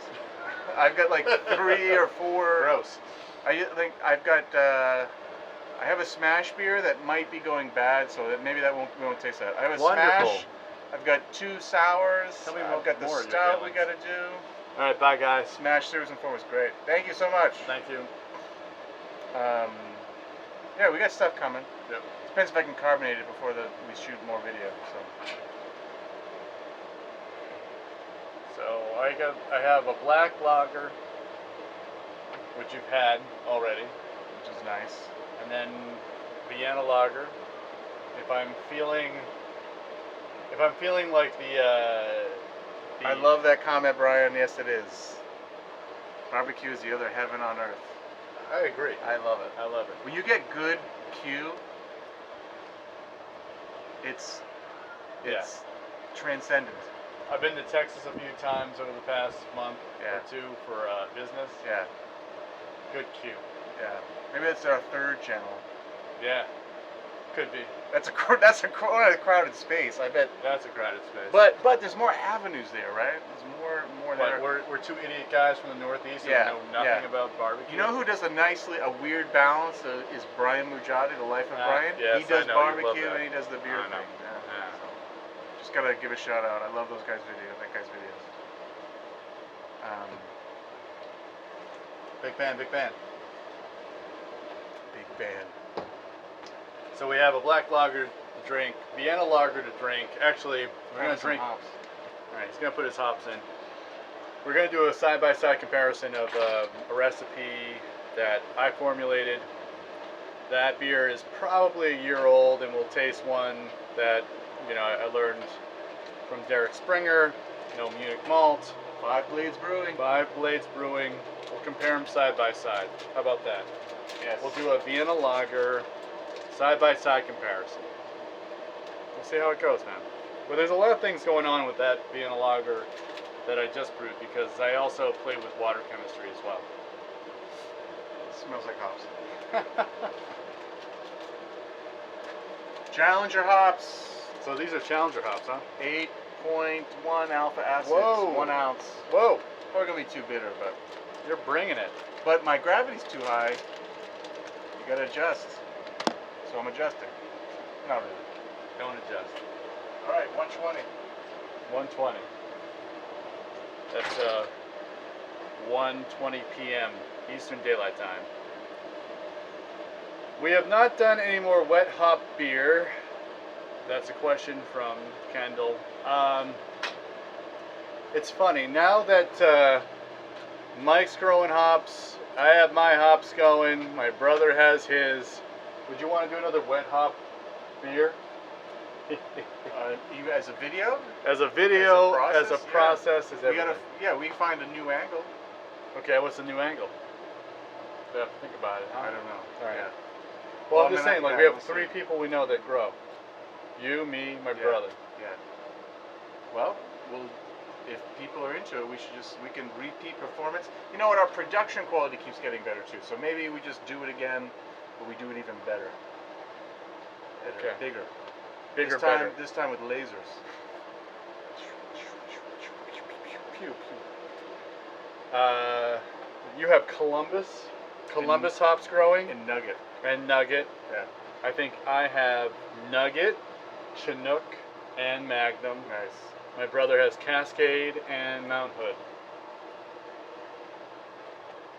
Yes, you can All right, definitely. The here's question the is, anger. what's That's the angle. the angle? Is a wet hop Wet hot lager. lager. So the question was, can you wet hop a lager? Absolutely, you can. Yeah. Usually, you want to do an ale. You know because why? It's a lot fruitier. Because but it's home brewing. that's right. You do what you want. Do what you like. You can wet hop a Pinot Grigio if you want. Maybe not. Maybe that's the next innovation. If we can figure out the hop wine connection. Yes. People are dry hopping like spirits Ciders. and stuff and ciders. Yeah. Spirits, all kinds of funky stuff.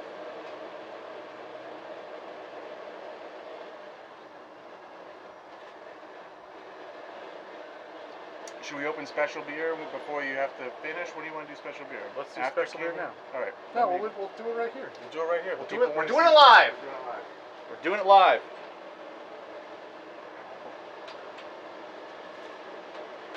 Thanks for watching, guys. We're at about an hour and a half of this.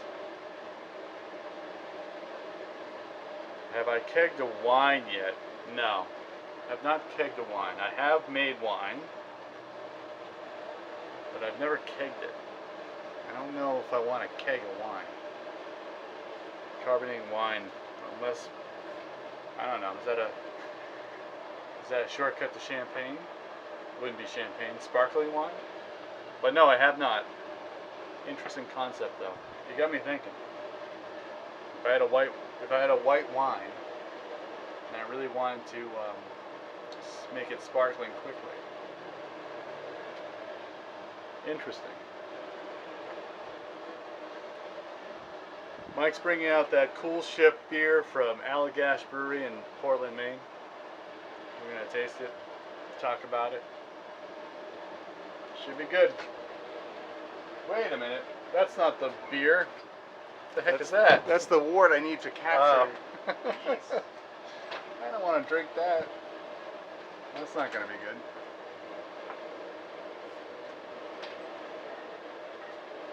My hat's crooked. You hold this. I'm holding it. This. Oh, at the same It's time. for the camera. Yep. It's an this person, Kendall's been asking me about kegging wine. Why would you keg wine? Because you can still use it as a dispensing vessel. Yeah, I guess you're right. Remember those Kurt Stock videos? That's right. The Brewing He had- TV? he He had had all of his Needs needs. and kegs. And So yes, you could do that. Focus. Even though it looks like a mirror to us, it's going out fine to the everybody internet. else. They can read it. Oh boy. Now it's in 3D. Just joking. Maybe not.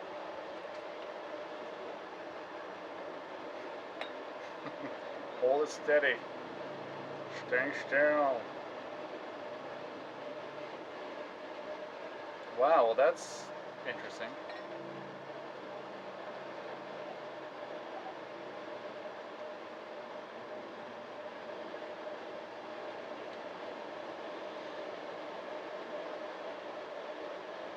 Wow.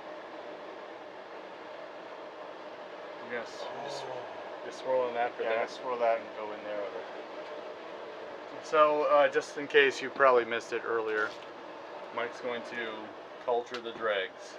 Yeah. He's got some starter wort here, and he's going to pour the dregs in here and then let that ferment. Look, sanitation. Can you open the top of that? Uh-huh.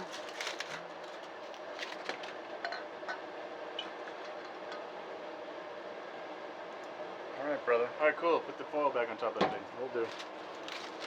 All right. Sweet. All right. You can check that video out in 4 years. All right, cheers to Cheers this. to this. Wow. Love that aroma. It's like an apple, not but like there's definitely a fruit quality to it, almost peachy. Stone fruit. We'll call it stone fruit. Wow. It's quite dry. Not much. Oh, yeah. That's killer. See, you could serve that and say, "What do you think of this?" And they wouldn't. That person wouldn't know, and you could say, "This is beer." This is, yeah, right. And they would have a whole different thought on beer. There's a nice tannic structure to it from the oak. Like a hint of like a vanilla-like thing in there, but it's that tannic wood thing. I love the color, man. The color is gorgeous. Yeah, it's clear. It's nice. Wow, that's great. I'm glad we opened this today. Celebrate the now. Salan. From Ireland. Nice. Cheers. Be surreal. I love it. Waiting for the Craig tube. What does that mean? Waiting for Craig tube. I like Craig too. I watch Me Craig too. too. Okay. He's a big fan of Craig too. Huge. He's got a huge following. He does. But he's been like probably putting videos on YouTube since what, 2001? Or He's not cracking open cool ship resurgent. I can tell you that much right now.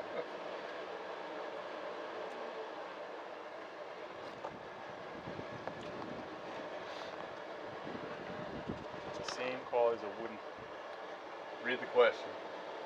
What was the question? The question is, can you get the same quality from a wooden barrel stave? I think you mean stave, or would you just barrel age the beer?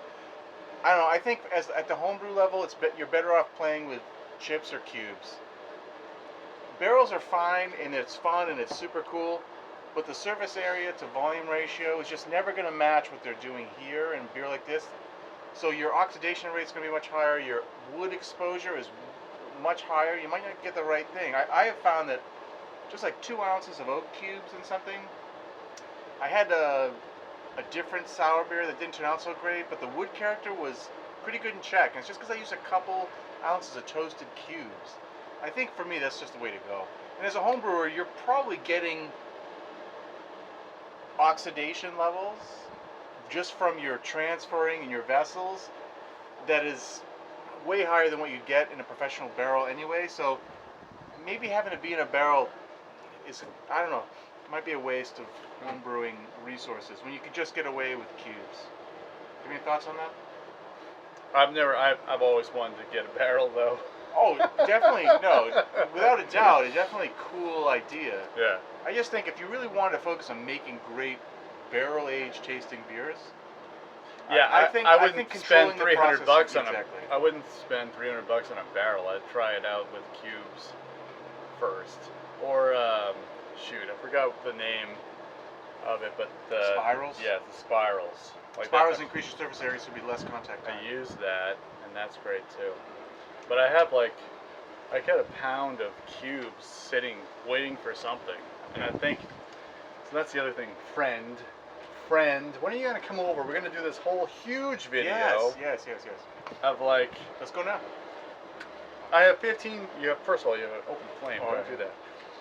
15 gallons of sour. 15 gallons of sour in my my basement. Some of that sour is almost 3 years old. Yep. Shoot. We're gonna do some blending. We're gonna do some blending. Are we gonna do some blending before we do the blend? Yes. So we'll do some tasting, some blending. Yes, that's the whole thing. All right. I need to get measuring cups. Yes. We need to be. We need some pipettes.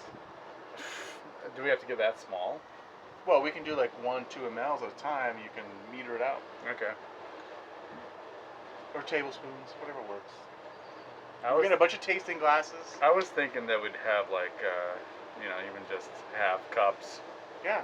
All right. I'm a lab guy. I can't think of cups. All right. Use your metric system, and we'll figure it out. Yes. Because that was my thought, is that we would maybe plan out different percentages of the whole, and then taste those in succession, Yep. decide on one, and then do the greater blend. Add a whole bunch of priming sugar because I want to get that as carbonated as possible. I have You have the heavy I bottles. have the the champagne bottles. I have the Belgian corks. We're gonna cork I've the got cage. the cage. Do you have the tool for the cage, or did you not get the tool? I didn't get the tool. I'm just gonna twist. What's wrong with this, All right. dude? I'm gonna buy you the tool. We're gonna I'm not put it gonna on say video. You know, people are gonna want to see. I'm you not gonna using, say no to the tool, cool but equipment, you know? We probably only need one. I have a between thumb us. and I've got an index finger. Yeah, but toys. Toy. Hashtag toys. Oh, this is nice. See, what the YouTube people can't see is that your property overlooks a lake, Yes. and I've just been watching the water. Yeah, it's a beautiful day. It's a little bit breezy, but I mean the water's out there. It's nice. There's Yeah. even a couple canoes out there. It's nice. You've seen canoes? Maybe when we shoot the, maybe we should do the barbecue with the camera. With Yeah, the lake on the behind other us. side. Yeah, there you go. There you go. Yes. Dude, that guy sent me barbecue sauce like a year ago. It's good. It's all good. It is all good. We need to get that going. We need to Now's blend. the time. We need to blend sour beers. We need to do a big barbecue, homebrew barbecue. Barbecue. Look at that guy. Would you be interested in doing? What did I say? I didn't see the top comment. I just saw. We gotta divide and conquer when they get like. Right. Yeah, well, there's 3 comments that come up on the screen. Like, If someone makes another comment right now, those other comments will just show say up. ha. Yeah, Or say like hello. Someone say hi. Although we'll lose the top one. It's all right. That was probably the question, right? Maybe Yeah. we'll get 4. Repeat the question about the brewing salts. We haven't done the reiterated No. mash yet. Hola. Hi, Soon. Ron. We need to reiterate the mash. Yes. Yes, that is. I need to plan another. Well, the thing is, I wanted to bottle / either keg or bottle the. No, I'm gonna bottle the Baltic Porter. Yeah. And then we're gonna taste it, and then we're gonna say how can we do it better, and then we're gonna reiterate the mash. I was and we're gonna do the whole brew thing again. a big Belgian triple. Yeah. I sort of changed those plans, but I was gonna brew a Belgian triple, and I thought about trying the reiterated mash thing there, but really what I need to do is right now brew like a winter stout, reiterate mash, go to like 1095 and brew it, ferment it, let it age, and drink that like at Christmas or something. That would be a good opportunity to try and do the big mash thing. I actually want to. We'll do. Why don't we do a live stream on that? On reader of matching? Yeah. Yeah, sure. Yeah. That would be incredible. Any interest in doing a video regarding salt additions depending on beer styles? Modification depends on your water, I suppose, also. It does. You know, the funny thing is you see videos, or you see people talking about changing water salts based on this perceived idea of sulfate, chloride, maltiness, hoppiness. But sometimes people report they don't really see a difference. And I wonder if sometimes it is beer style dependent. So that is a whole thing that we could dive into ourselves and explore this idea of, does salt additions affect certain beer styles more than others, right? Like I would think if you're just brewing a middle-of-the-road American amber ale as a classic home brewer, it's probably not that big a deal, right? If the beer tastes good, one thing I've noticed, even when you play with salts, the beers taste good. I mean, we've been brewing for a long time. I haven't focused that much on brewing salts, but we've made some pretty tasty beers. We have. But when you start to really want to dissect it and fine-tune it, right?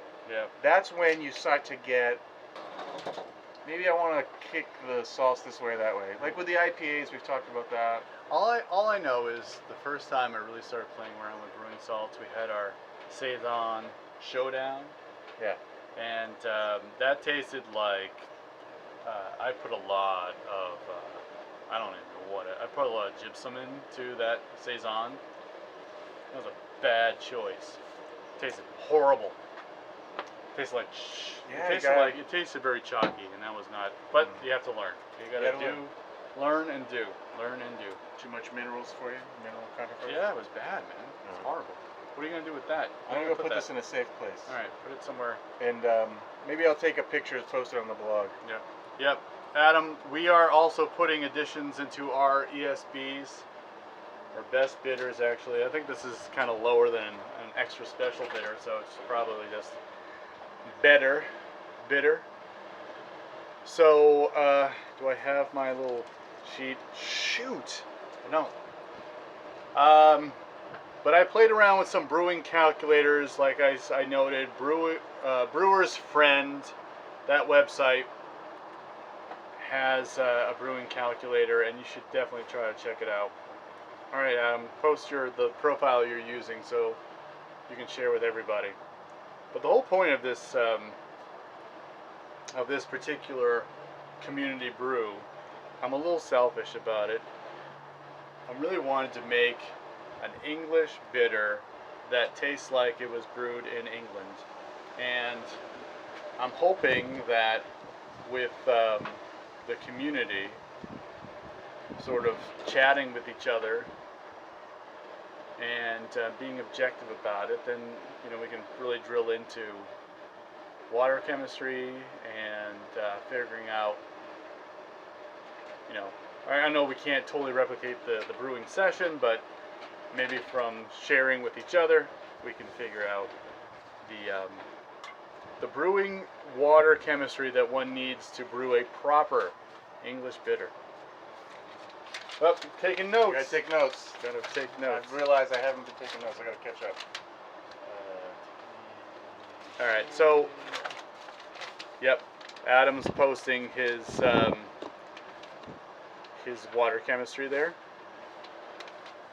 Yeah, don't worry about it. Check it out on the comments later on. Gotta learn how to read faster, I guess. All right, so I actually added salts to spring water so that I could mash without adding anything to it, and then just do you use have it. any idea what the chemistry of the spring water is? I looked on Poland Springs website. They actually had. What theirs is? Yep. Well, they had ranges. Okay. But I just said I took the middle. Yeah. I took the middle of each. And so we're still. I'm a quasi-chemist. I'm a biochemist. I'm more of a biologist than a chemist. But we need to start talking more about. We need to maybe think about our water chemistry and start demystifying chemistry a little bit more for the people. Okay. You've already got a thought process going. I just interrupted you while I'm taking notes. No, dude, no. No. We're doing good.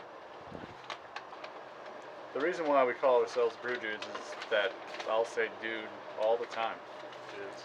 Oh, is Dude. that someone asked that question? No. Oh, Just sorry. Great. no, I just had that thought. Like I just dude. But I don't know. I just thought I'd spill it out there. I don't care. Alright, last time I checked my temp it was at 79 degrees Fahrenheit. We're still chilling. We are still chilling. You don't like that? You don't swirl that thing around? No. You just I don't want to. You just like crack open some sour beer. Yep. Chill. I don't want to mess with it. That's great. Because See, I've been messing with my stuff for the last 3 years, don't and I wanna think mess it's with just led to less brewing. But I now know I'm on it's- top of it. I'd rather just I like, brewed let it yesterday. I sit. brewed today. Now we're just talking I'm gonna brew over every day each this other. week. Every day. Yeah. Maybe not. Doesn't matter. I'm not listening to him. He's not listening to me. Sometimes that happens. What else you got? What else do I have? In terms of drinking? Oh yeah, what do you want? I don't know. Oh, maybe a little bit of you stuff. want something hoppy? That's the rest of yours? No, right? that's the rest of yours. I finished mine. Yeah. Thanks for watching, everybody. Appreciate it. Yeah. We're coming up on hour 2. Ridiculous. It is ridiculous. I'm gonna get you something to drink. Okay, thank you. I don't know how long this battery pack's gonna work, but I think that once this goes away, then we'll have to shut off because I don't have any more battery power. But 2 hours for a live brew session, I think that's pretty sweet.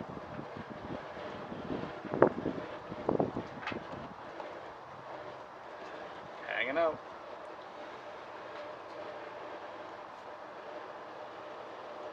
This is the Brew Dudes Community Brew. We are brewing a community recipe. What is a community recipe? We post a recipe and then people will also brew along with us. What is the next edition? What is the next edition? For my brew or the next edition of? I'm got a ways to go. With 10 minutes to go, I'm adding in Fuggles. That's right. You ready to have your mind blown? Bissell Brothers, I'm ready. Reciprocal. Reciprocal. I am ready to have my mind blown. Hey, yeah, there is a guy in a canoe out there. How about that?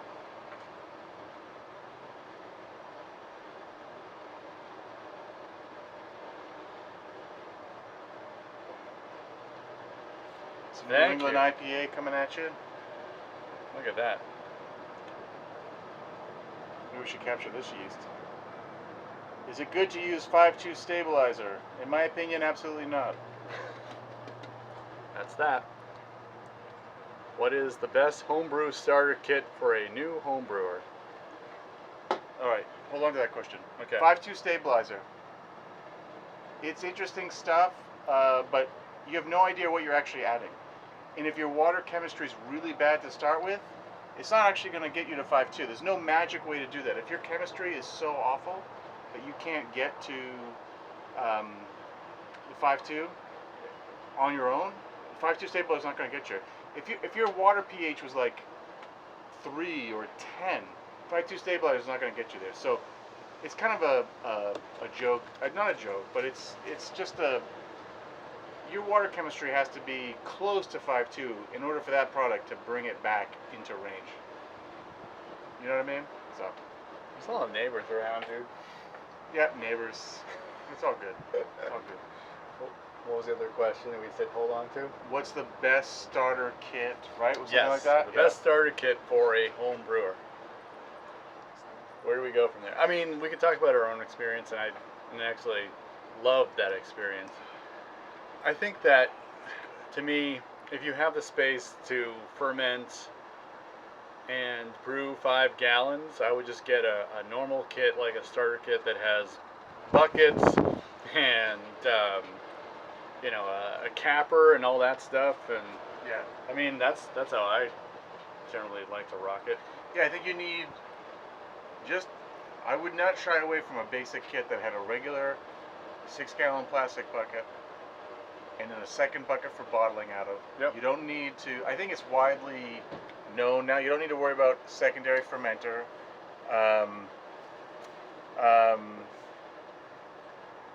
But you know, starting with extract is the way to go, just to get used to sanitizing and the process of moving beer through step.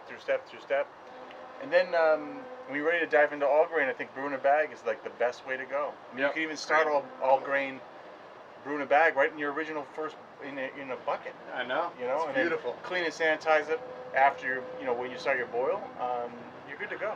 I don't know. I think the popular online homebrew shops, they've got great starter kits, but you don't have to spend a lot of money. And that's the thing, like, I didn't spend a lot of money to start off with because, you know, you never know how this is all going to go. If you don't like it, Yeah. why waste a lot of money? Yeah. There was a comment went by, someone just started their boil, so that's cool. Yeah, they're a little behind us, but, you know, it's okay. We're ahead of the curve. We're leading this group. I didn't say, like, hey, we're going to start at, like, noontime Eastern United States time. We're just going to start. We're just going to, I didn't even, I start. think I threw out a tweet that said, hey, we're going to do YouTube Live. Not sure how this is going to go. Yeah. And if you saw the first Community Brew video, you'll see how badly it went. Did you see my tweet yesterday with all the water jugs in my shopping cart? Yes. That was great. I saw that. One person liked it. One. That was you? No. I hated it. Oh. So tell me more about Bissell Brothers. I think Reciprocal. this beer for some reason screams out like it was a little bit fresher. I thought that like the pineapple and the peach and whatever was like pretty popping. Yeah, on this man. One. It's hazy as all get out for New England IPA. Yep. But it's nice. It's got like a crackery malt thing going for it, but super fruity. And not that bitter. Yeah, not As that per bitter. usual. Easy to drink. As per usual. So this is something that maybe in like 4 brews from now, I want to try to come back to this style myself. Play with that high chloride ratio. Yeah. Give that super soft profile. So you think that they put any hops at the beginning of the boil for this? I'd love to see like what the actual hops they're using too. Yeah, I don't know. Actually, at the Bissell Brothers Brewery, on the wall in the bathroom, in the men's room, Jesus. above the urinal, they actually have on the wall the recipe, the brewing sheet for Bucolia, which is one of their beers. And I have a picture of it somewhere. I gotta find it. But I think they put a little bit of hops up front, but it's definitely heavily backloaded. If not all backloaded, but it's tasting this. It's hard to imagine that there is a 60-minute hop addition here. But with how smooth and creamy it is, almost, maybe it just sort of mutes it. Yeah. Well, this is one of the best I've tasted from these brothers. Yeah, this is one of their sort of, or new to me at least. What do we think about South African hops? I actually Oh, tried to yeah. buy some, but I got that email and then they were all sold out. So I will say this. I was thinking when about I this get the my other hands day. on some, we'll do a smash beer and we will taste them. I think it's amazing to actually see farms and farmland in newer and newer places in the world starting to get into growing hops. Yeah. So I think that's one of the things that's super cool about South Africa hops, for sure, is to suddenly hear that they're making this agricultural product that the craft beer craze is driving. Not just in the U.S., but in other countries. I mean, craft beer is huge in Australia and New Zealand, too. So we just need Double IPA to take over the UK, and then we won't have to make these beers anymore, these pale ales. They'll just be IPA all the time. I'm checking your time. You're checking my time? Yes. You have 2 minutes before your next hop edition. All right, I'll have a sip of beer, and then I'll go get my hops. There you go. What did I start at 120? You said 120, don't you remember? Yeah, and so that's 30 minutes in? Yeah. I'm doing a 30-minute edition? I thought you said we're doing a 15 to go. 15 to go. I have 15 to go. This is what I deal with on a regular This is why you're not basis. supposed to drink and brew. That's right. But you decided to. 120? Yeah, 120 is when your boil started. Yeah. 1:20 p.m. Yeah. Eastern Daylight Savings Time. No. Yeah. Yeah, it started at 120. Yes. So it's 150. Yes.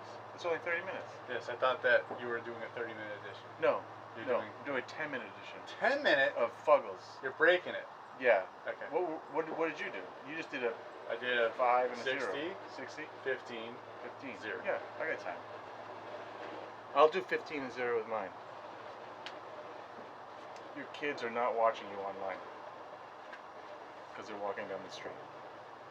Hey, those are my kids.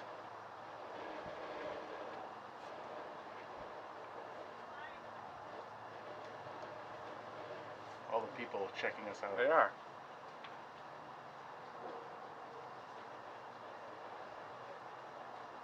This is their cameo on Here we go. on the Brew Toots.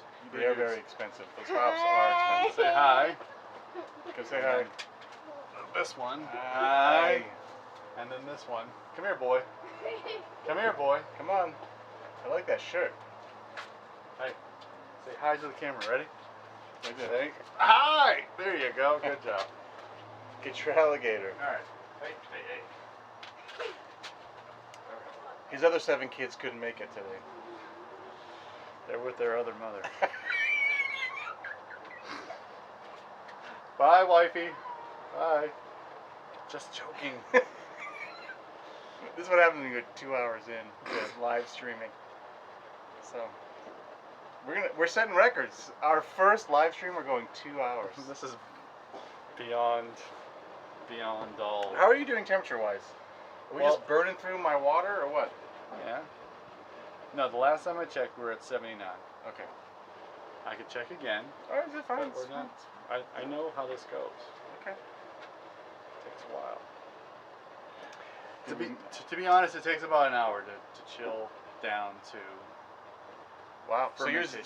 so like we talked about before, that 0-minute edition really is going to give you more like a 15, 20-minute contribution maybe. Probably. As it was getting cooled down. Let's see. Oh. I want to see. Oh, wow.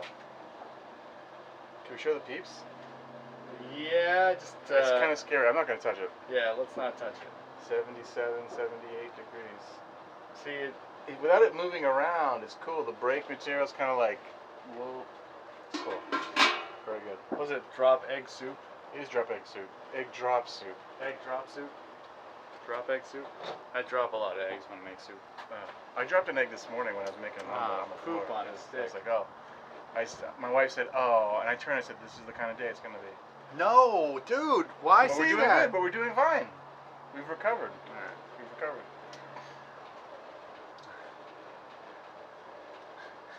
Can't believe all my children made it onto the YouTube channel. We're keeping it real here. We're totally keeping it real real. dudes Yes. with families, and we're just trying to have fun when we get a chance to have fun on the channel. That's true.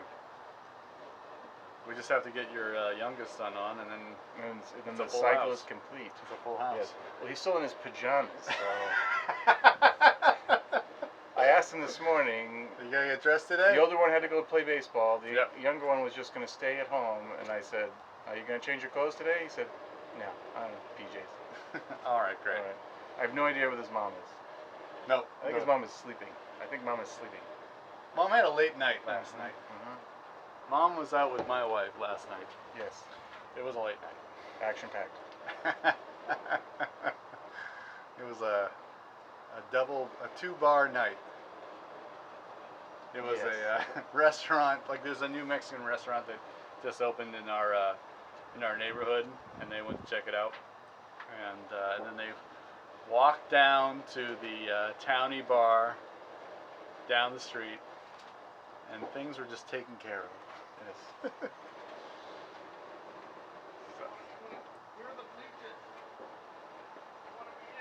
Yeah. The bleachers are they're getting installed. It's funny, like People can't handle the fame. no, they can't. They can't. It's like the shining stars we are. The funny thing is, I would never expect like all these people to be walking around me. But it just goes to show, like, I know. you get it like 3 days of rain in a row, and then the one day that's sunny, like everybody's out. Yeah. Everybody's out, and then like you're trying to like live stream on YouTube. Well, if we did this at your house, it would be your backyard's a little more secluded. Yes. My backyard I got neighbors. You've got- One guy climbed a fence over here. I know. What was that What was all he about? looking at? I think he was just trying to get some kid's toy. Brings the house here. So. Saz and Hallertau in Scotland, big success. Cool. Beautiful. Thanks for that. And then there was a guy from Turkey. I think he was saying hello. It was not in The English. ability to reach these people It is is mind blowing, ridiculous. man. It's ridiculous. It really is. You think about home brewing in America, and like you're just thinking, oh, Americans love to do weird shit with their free time. But you see all these other people, the rest of the world, they're like doing it too. How So about I guess we're all the same. We are. We are. We all like to drink beer. If we all did, things would be a lot easier, I think.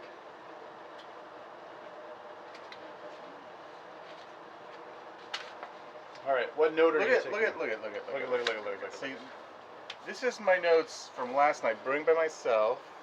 Mhm. Okay. And this is the notes today so far.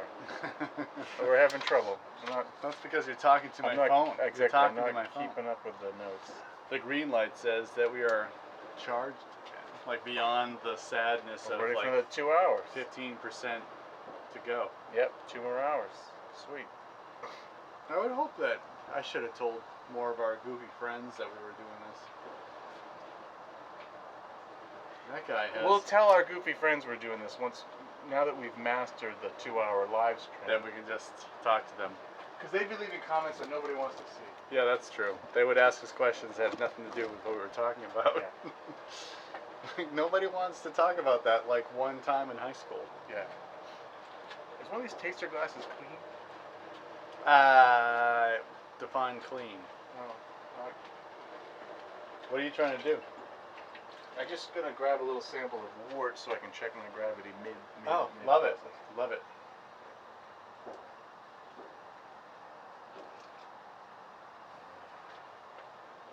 So I like to I'll grab a little sample. I'm about not quite halfway through. I'll let that chill down a little bit, and I'll throw it on my refractometer, just see where I'm at. Because I sort of like to try to boil to my final gravity. Like I'm in my my starting gravity, what I want it to be, my post-boil gravity. Yeah. So I sort of like, you can, with a refractometer, you can check it as you go. All right, I'm smashed in. Nice. We are all smiley faces on that one. It's funny, when I started the first live video, we had all these people commenting. I had to shut that thing down because I ran out of things to say. Look, guy from Brazil. How do you heat your grains or your mash? Probably. He's from Brazil, so that's blowing my mind. How do you heat your grains for mash out? Okay, so before I went back to the cooler, I had a direct fired mash tun. I have a big 15-gallon kettle and with a false bottom, and it sits on a burner. If I wanted to mash out, I have a pump and I'm recirculating constantly through the mash. I would just turn the burner on low, and I have a thermometer, and I could watch the temperature rise. So depending on how much heat I applied would be the speed it ramps. So that's how I would ramp out. In a cooler, I don't think you can mash out effectively in a cooler. When I first started doing all grain brewing, I tried a few mash outs by adding boiling water. That's what they tell you, add boiling water. And I've never been able to add enough boiling water to actually get to mash out. In fact, you'd end up adding so much boiling water, you'd be at your total sparge volume. So the good thing is, at the homebrew level, because you can run out so quickly and fill your boil kettle so quickly, you don't need to mash out because you're going to apply heat. Once you get half a gallon in your boil kettle, you should turn the heat on while you're running out. And as it continues to heat up, you're going to start denaturing those enzymes. So mash out isn't all that critical. And I think most other home brewers would agree with that. So if you want to mess around with it, one thing I did try one time was to actually drain some of the liquid out of my cooler, bring that to a boil, and add that back in. But it's just time. It takes time. And I've never noticed the quality of my beer affected by a mash out. And if you do get an efficiency increase due to lowering viscosity of your wort due to a higher mash temperature, I've never found that efficiency gain to be that big a deal worth my time and effort. So hopefully that answers the question. Thanks for the question. This is wonderful. This is great. Yes, yes. This is really good. Wow, man. I mean, I've had a lot of their stuff, and no, this is the first time I've had this one, and it's pretty special. It's special. Yeah. So their flagship beer, the Substance, is a good beer, but it's got a lot of that raw hop bag aroma. Which yeast are you guys doing? Okay, good question. Anyway, do you want to finish your thought on Bissell Brothers Substance? The Substance is good. It's good, but this one, it's their flagship, but this seems better. It's a little bit. I've often wondered how these breweries keep making beers different as opposed to just continuing to crank out things that are very similar. I know. But this one's more different. This one's got more pineapple peach to it. The Substance is great. It's their flagship. It's got to be just hop varieties. It's great. Yeah, no, absolutely. Okay. So the question about yeast. So if you don't know, we're doing our community brew. We're brewing a best bitter. So I'm brewing a 5-gallon batch. It's going to be 9 pounds of Maris Otter, half pound of 60 Love crystal malt. Make sure I got crystal malt, not caramel malt. I want to make sure that it stayed with the UK side of things. My yeast is going to be Y yeast. I went to my local homebrew shop and I got a London Ale 3 because I was in search of their Y yeast 1968 London ESB Ale. They had one packet of each. I wanted 2 of these because I didn't want to make a starter. I just wanted to get 2. And the sad thing about the 1968 London ESB Ale yeast is that this was manufactured on November 15th of 2016. And I smacked this the same time I smacked this. And you can see this is slowly getting to the same swell rate as this. So this was manufactured on April 11th of this year, 2017. So I don't know, Mike and I started talking about just freshness of yeast and what that means for viability. It's incredible to think that if you were just nearby one of the yeast labs and you got yeast just given to you rather than shipped across the country, or one that's like almost a year old or what have you, that it makes a difference in terms of just the viability. I mean, this is only, it's not even a month old, right? What's today? Yeah. May 7th? And this is from November of last year. So it's amazing. I don't know if you mentioned, I brewed a Coach last night with Y yeast, German ale yeast, 1007, and that stuff was only, the manufacture date was only 2 weeks old. That thing was fermenting this morning, and I didn't do a start or anything. I smacked it 3 hours before I put it in the thing, in the fermenter. It's fermenting already. It's great. That's great. Yeah. So Adam's saying that it's only a month old. Yeah, absolutely. I mean, it's incredible that you know. It's also has to do with how soon it's been manufactured.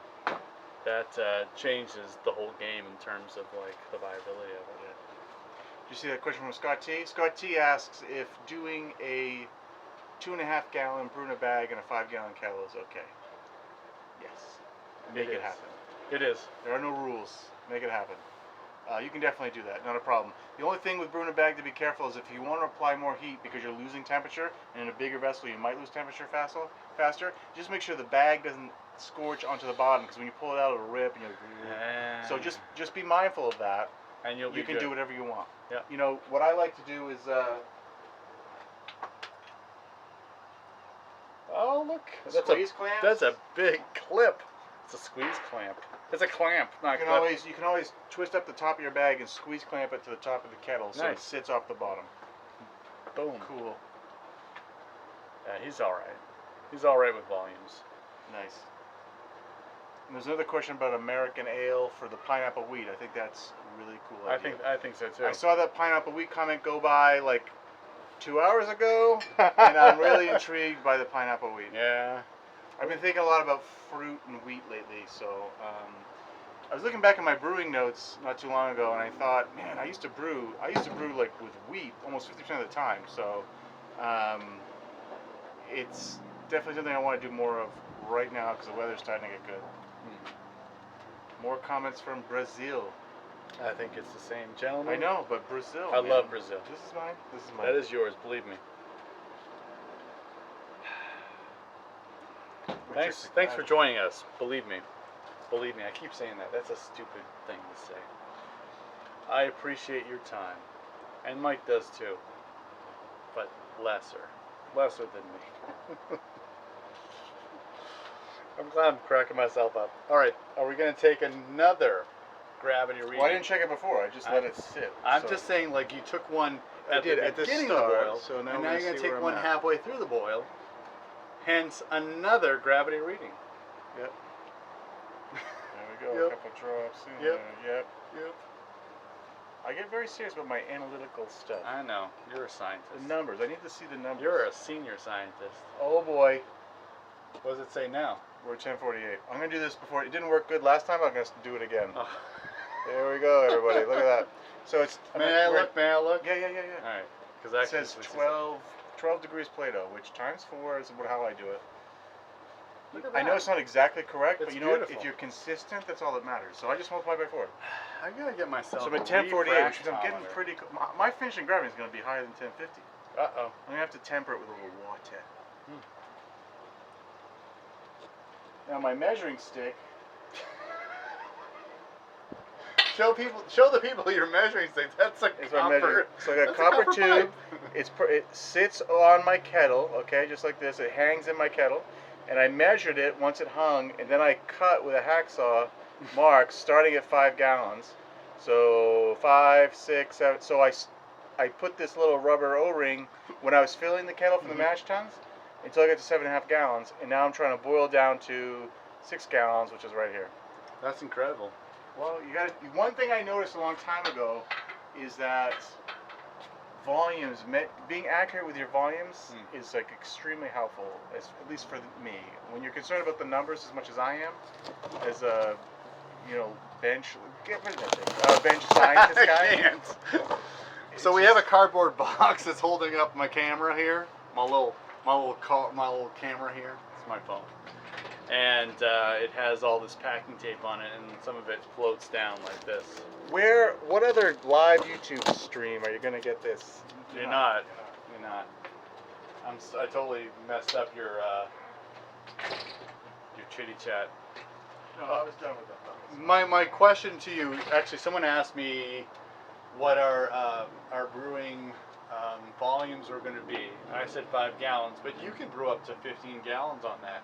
I can comfortably have a starting boil of almost 15 gallons because I'm gonna half barrel keg. Okay. So yeah, I can go to 15 gallon starting boil if I boil up. So I can do like a 14 gallon batch. So but I haven't done that too often. The only time I do that big of a batch is if I'm going to like do, if I'm going to split it for like yeast sake or something. I could do like 4, 4, and 4, have 12 gallons finish. Yep. So yeah, no, the big vessels help for that purpose, but a lot of times they're just big, heavy vessels and tough to move around. So my aging back isn't happy with picking up big, heavy kettles anymore. So, but that's why I got the pump. I'm so sick of worry about this anymore. Lift from the knees. Lift from the knees. I know, but even your back still says, "Oh, this again." So your body saying like, "Let's stop moving." Exactly. All right. Exactly. Aw, Brian's not brewing with others, man. He says, this is fun. I usually don't brew with others. Thanks. And you know what? I usually brew alone, too. Because you know what? As family guys, we're Yes. forced to brew in like the off hours. Weird hours. John tends to get up at like 3 a.m. and brew. 4, but yeah, I love tend waking to- up because sadly I'm a morning person. Yeah. I love waking up at 4 a.m. I've started to like now have like a small cup of coffee because that like just gets my brain going, and I love it because what happens is by the time I'm done, I'm making the kids breakfast. Yeah. Right. I'm having breakfast for myself, and the kids are there too, and we may all have breakfast together. We all celebrate a good brew day. I get up really early for work every day, so to get up on a Saturday Not so good. to brew beer, Not so you'd fun. think that'd be a motivating factor, but I try not to. I still get up early, but not early enough to brew before the family commitments kick in for like a 5-hour brew session. So I tend to brew at night. I might try and get the mash started before the kids go to bed, but then I don't run off. I don't start boiling until the kids are in bed or whatever, and then I'm brewing until like midnight or 1 in the morning. So I tend to brew that way, which is so that equates into not we don't get to brew together too often. We should try to brew together more often, or at least be present when the other person's brewing. But because of the weird schedules, that's just the way it works, man. Yeah. But the brewing together is one thing, but it's really more about finding time to share the beers together. Yeah. And so if Brian's brewing his beer by himself, as long as he gets to share his beer with somebody, that'd be great. And if you reply with "I don't get to share my beer with anybody," then it's going to be really sad. Well, that's why we have to swap with each other. That's why we have the swap. Yeah. Community But brew. I'm hoping that you have plenty of people who would drink your beer. That's for sure. Yes. I know I find people who are always amazed when I say like, "Yeah, I brew my own beer," and then they're always like, "I'm in for drinking it." See, sharing is caring, big time. Nice. That's right. Chris Meister says He loves getting up. That's getting up and doing it. I Yeah. should try to start doing the morning Is that thing Chris too. or Cidermeister? Oh, Cidermeister. Cidermeister's sorry. been a big follower from. The sun has crested the house, and now Yeah, the sun is Cidermeister. in my eyes. Subscribe to your channel for the Smash Brewing. Yes. Awesome. So I don't know if you. I know I posted More on. Smash Brewing to come. Yes, there will be. I might even get into the act. Love it. So we wrote for Brew Your Own magazine. Our friend Betsy there said we could write an article for the magazine around just making 1 gallon batches for hops, just evaluate them for your own use. And if you haven't picked up the May-June issue of Brew Your Own magazine, you'll see there's an article bylined by me in it. Hashtag plug, hashtag, I don't know. This has been fun. I'm glad I'm writing for magazines now. Oh, what we got here? We got our Fuggles, 2 ounces of Fuggles. Fuggles. It is now 2:11 p.m. Eastern Time on May 7th, 2017. I can't believe it's 2017. I feel like I'm in the future, but it's the present. Soon it'll be the past. Thank you. just picking up some stuff. And we conveniently put our trash bin on top of the camera. So. Something's got to hold up my What phone. other YouTube channel puts their trash on top of the camera? Nobody. You want to experience Fuggle? Now, so those do smell mildly different than the other Mildly. stuff. Mildly different. To me, hot pellets all taste the same, smell the same. Whether it be like Dude, sauce or it's totally cheesy. Totally cheesy. Well, great. We're gonna put them in the kettle and see if we can drive the cheese off. There we go. 2 ounces of Fuggles. I'm waving to your neighbors driving by.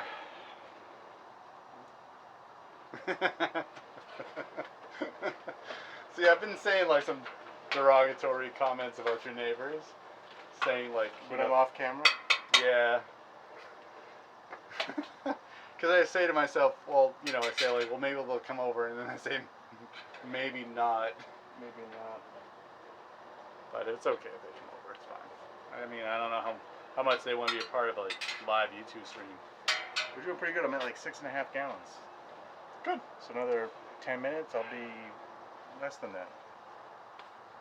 It's highly empirical. All right. So, how are you doing? The sad thing is, the last time I thought that it was going to go down a little bit further.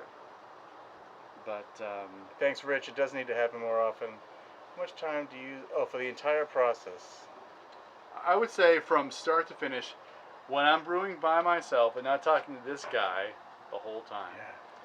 Yeah. 4 to 5 hours, and that includes cleanup, everything. Yeah. 4 to 5 hours. Yeah. My process usually takes me about 4 to 5 hours too. I was going to say 4.5 hours. So. There you go. That's usually how long it takes. Let's meet in the middle. My process is a little bit different because I'm using the cooler now. But the cool thing about the cooler, going back to a cooler method, is you're really at 82 degrees. No. Oh, it's backwards. I can't see it very well. 63. For us, it's like a mirror. I don't know. You gonna knock that out or what? We'll see what happens. I haven't. So yeah, the about 4.5 hours. I can't get it lower than that. I've tried my best, but it's tough.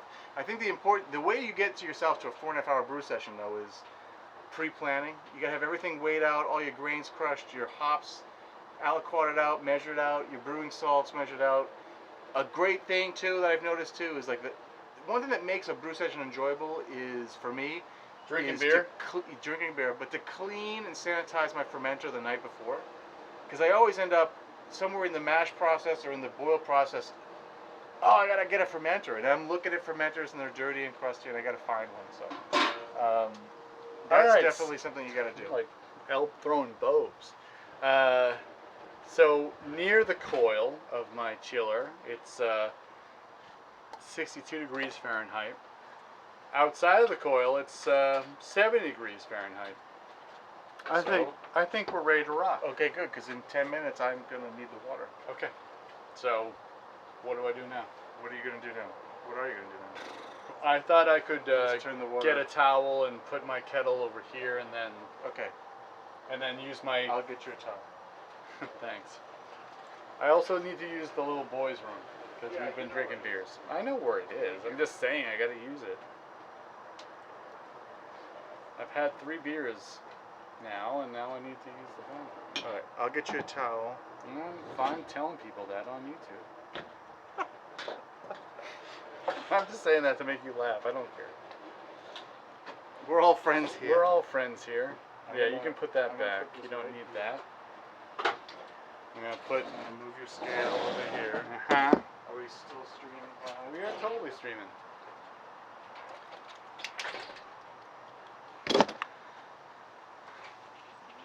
No, he's not gonna hold anything for me. I can do it myself.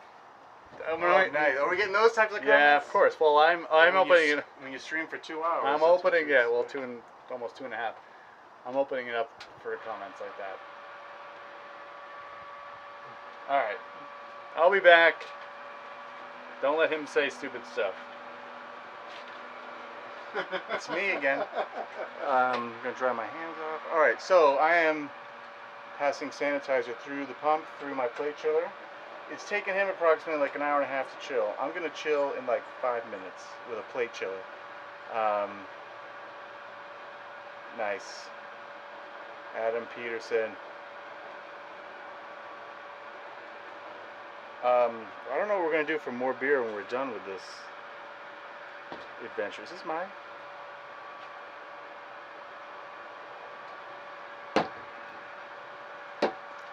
All right, I got my final. Oh, my Werflock. Hold on.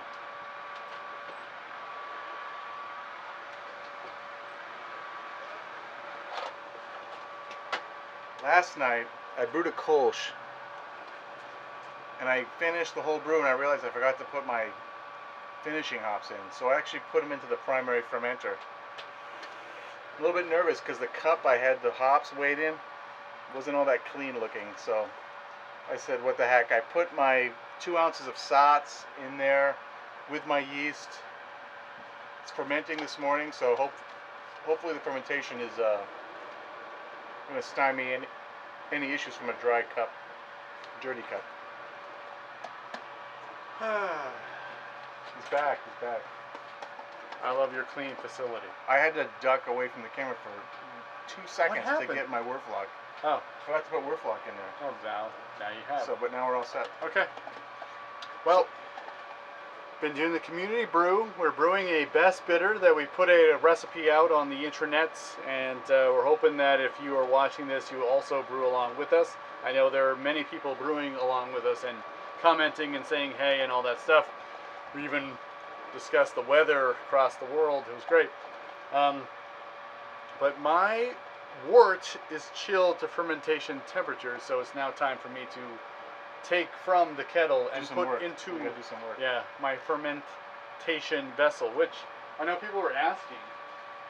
What is your fermentation? People are asking, like, what are you going to ferment in? And it's a big... you get nice lines on your ferment. Yeah, you know what? My brother was like, you know what you got to do? Black nail polish. Oh, is that what that is? Yeah. Nice. Yeah. Boom. I used to use Sharpies, and they don't last forever. Okay, so there's your recap. That is my recap. Community brew, best bitter. Yep. So if you haven't seen the recipe for the community brew, go onto YouTube, which you're probably on right now, and search for Brew Dudes Community Brew. You'll find our recipe post, which will be great. I have to tell you this, that the battery is running low. My little battery pack is giving up all its juice. So we'll probably have, like, I don't know, like 10 more minutes to go. But I'm thinking like 2.5 hours of live streaming has been a lot. So what we will do is move my kettle to the table over here, and I gotta get the sanitizer out of that particular vessel first, and then we'll I have my funnel. Did you know I got my funnel? Gotta keep that inlet line under the water. So we'll use this funnel to get the beer into the wort. Sorry, the words into. We're professionals. Yeah, no, I hear you. And then I just touched that, so it's not sanitized anymore. All right. I'll be right back. I gotta pour this somewhere. All right. So do you care? No, go put it in the lawn. It's fine. A little phosphate never hurt anybody. All right. So John's got to hurry that up so I can get the water line hooked up for me. Actually, I can do that right now. And I'm ready to knock out too. But I have a plate chiller going. We'll have to figure out how to better show everybody this stuff. I know some people have asked for like our brewing setups, and we're going to do that as a separate video at some point. It's really hard to do 2 brews, 2 people at the same time.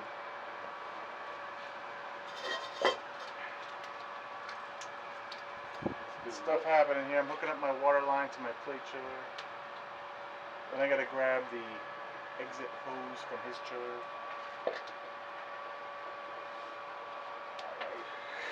That's good. Here, you can disconnect that. Oh, what? Just hand it to me behind you here. Alright. Thank you. Yep. It's kind of weird. It is kind of weird. Before you guys drop battery, thanks. Hey, thank you, Brian, Bruce. Thank you, Bruce. We've had fun. We hope you guys had fun. We don't know if we're gonna lose the battery. Is that the problem? Yeah, we're because running off. Okay. I think the battery pack gave up the ghost on that. I don't think we expected to do 2.5 hours. No, I didn't expect either. I didn't know what to do. I mean, the first one was like 7 minutes, and I thought, all right, well, that's great. But once we figured out, like, we could set the camera this way, the phone this way. He's running off. It looks great. I'm gonna. Let's just. I would like to do some final original gravity on this. Yeah.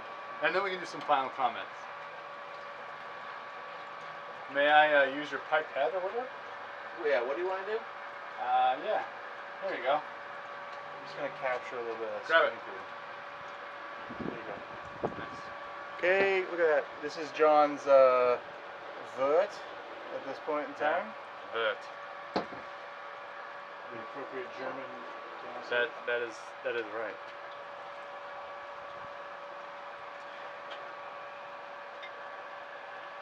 So, do I need to clean off your vert? Yeah, you do.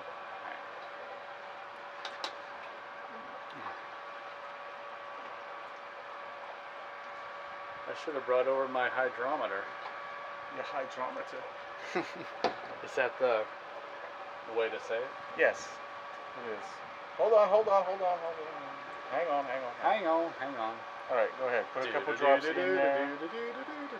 Good. More than that. More than that? Like really, like go. Oh my gosh, that's too much. Okay, great. Here you go. You can look first. All right, let's see. Okay, it says 10. You're at 10 Plato.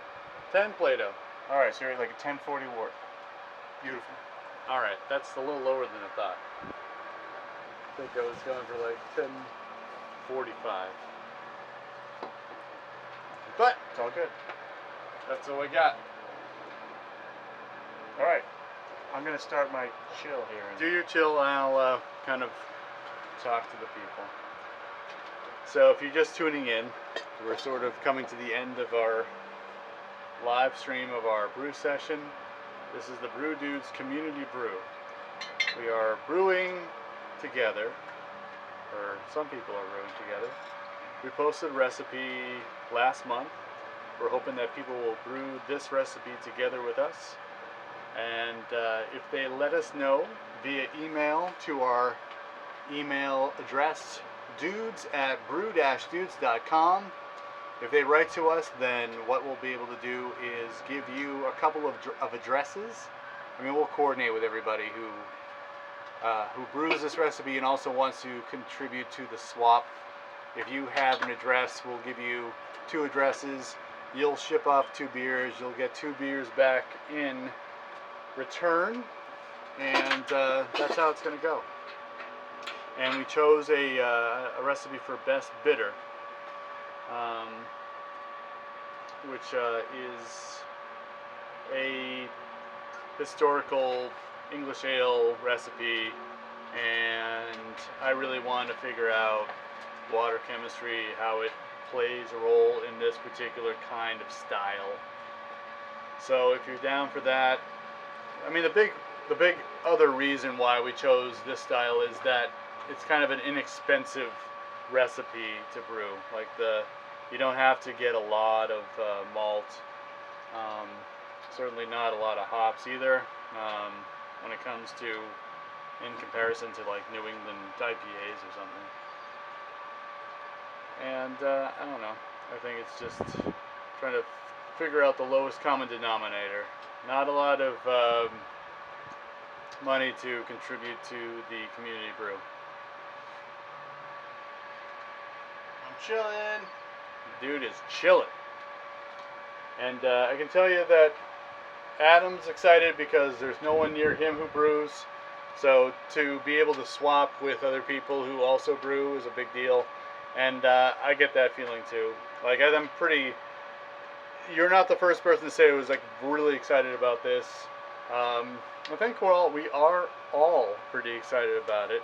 You know, if you watch our YouTube channel, um, you know, people have been it's been a positive reception to this idea. So hopefully we can get this going for this year, and maybe we'll do this every year if we have a successful swap. So I need to check on the volume of what I'm pouring out. Hold on. We got about 4 gallons in the fermenter. You want to try and show people what's going on? I guess I could try to show them. Just show them that and show them me. All right, hold on. We're gonna. If we lose it, that's fine. We're not switch. There we go. Don't be nervous. Don't be nervous about sharing or swearing. All right, so that's see, I have that spigot. I just let that roll. And then what do you want me to show? Show them the whole. Here, I'm running off. Oh, look chilling at all you. at the same time. Look at you. And that's a plate chiller. Wowie, wow, wow, wow. That's some high-tech stuff right there. You got your clamps going. We got some sanitized solution there. And it's all being chilled. And what temperature you think is getting into the fermenter right now? We'll find out when it gets up to the temp strip. All right. Sweet. Look at that. Beautiful stuff. You think? Huh. I think we hit about the same color. It looks yours looks a little lighter, but it's because there's less volume in there. Yep. Sweet. All right, Arc Lash, thank you. Brew on. I think you know, I like saying brew on. I love the brew on. You know, because it's like no matter what's happening in your life, you can always brew on. So that's good to know too. That we have about 2 hours and 36 minutes of battery life. Is that the plan? Well, it's battery life plus battery, saver. Yeah. Like I have that little charging cube there. Nice. Which is nice. I don't know. Hopefully, so here's the other question. You think someone's gonna like this is gonna be saved to our YouTube account? You think people will actually stumble upon this later on and then watch 2 hours? I hope that they forward to the end to see us showing runoff at least. At least something. There's a lot of great comments here. A lot of great commentary. I think it's funny to think about online video as a moment in time. Because we watch stuff all the time on our phones, and it's stuff that it's not timely. This is if you were there, you're not going to understand unless you were there, that kind of thing. Yeah. This is just, it's been a lot of fun. No one's going to watch 2.5 hours of this garbage. For our first attempt of live streaming and brewing at the same time, man. Yep. Now that we're getting into it, I think the possibilities are limitless. Yeah, I think there's some limit to it. So John's tipping his kettle forward. Just to get 5.5. I love it's so simple, but it works. Yep.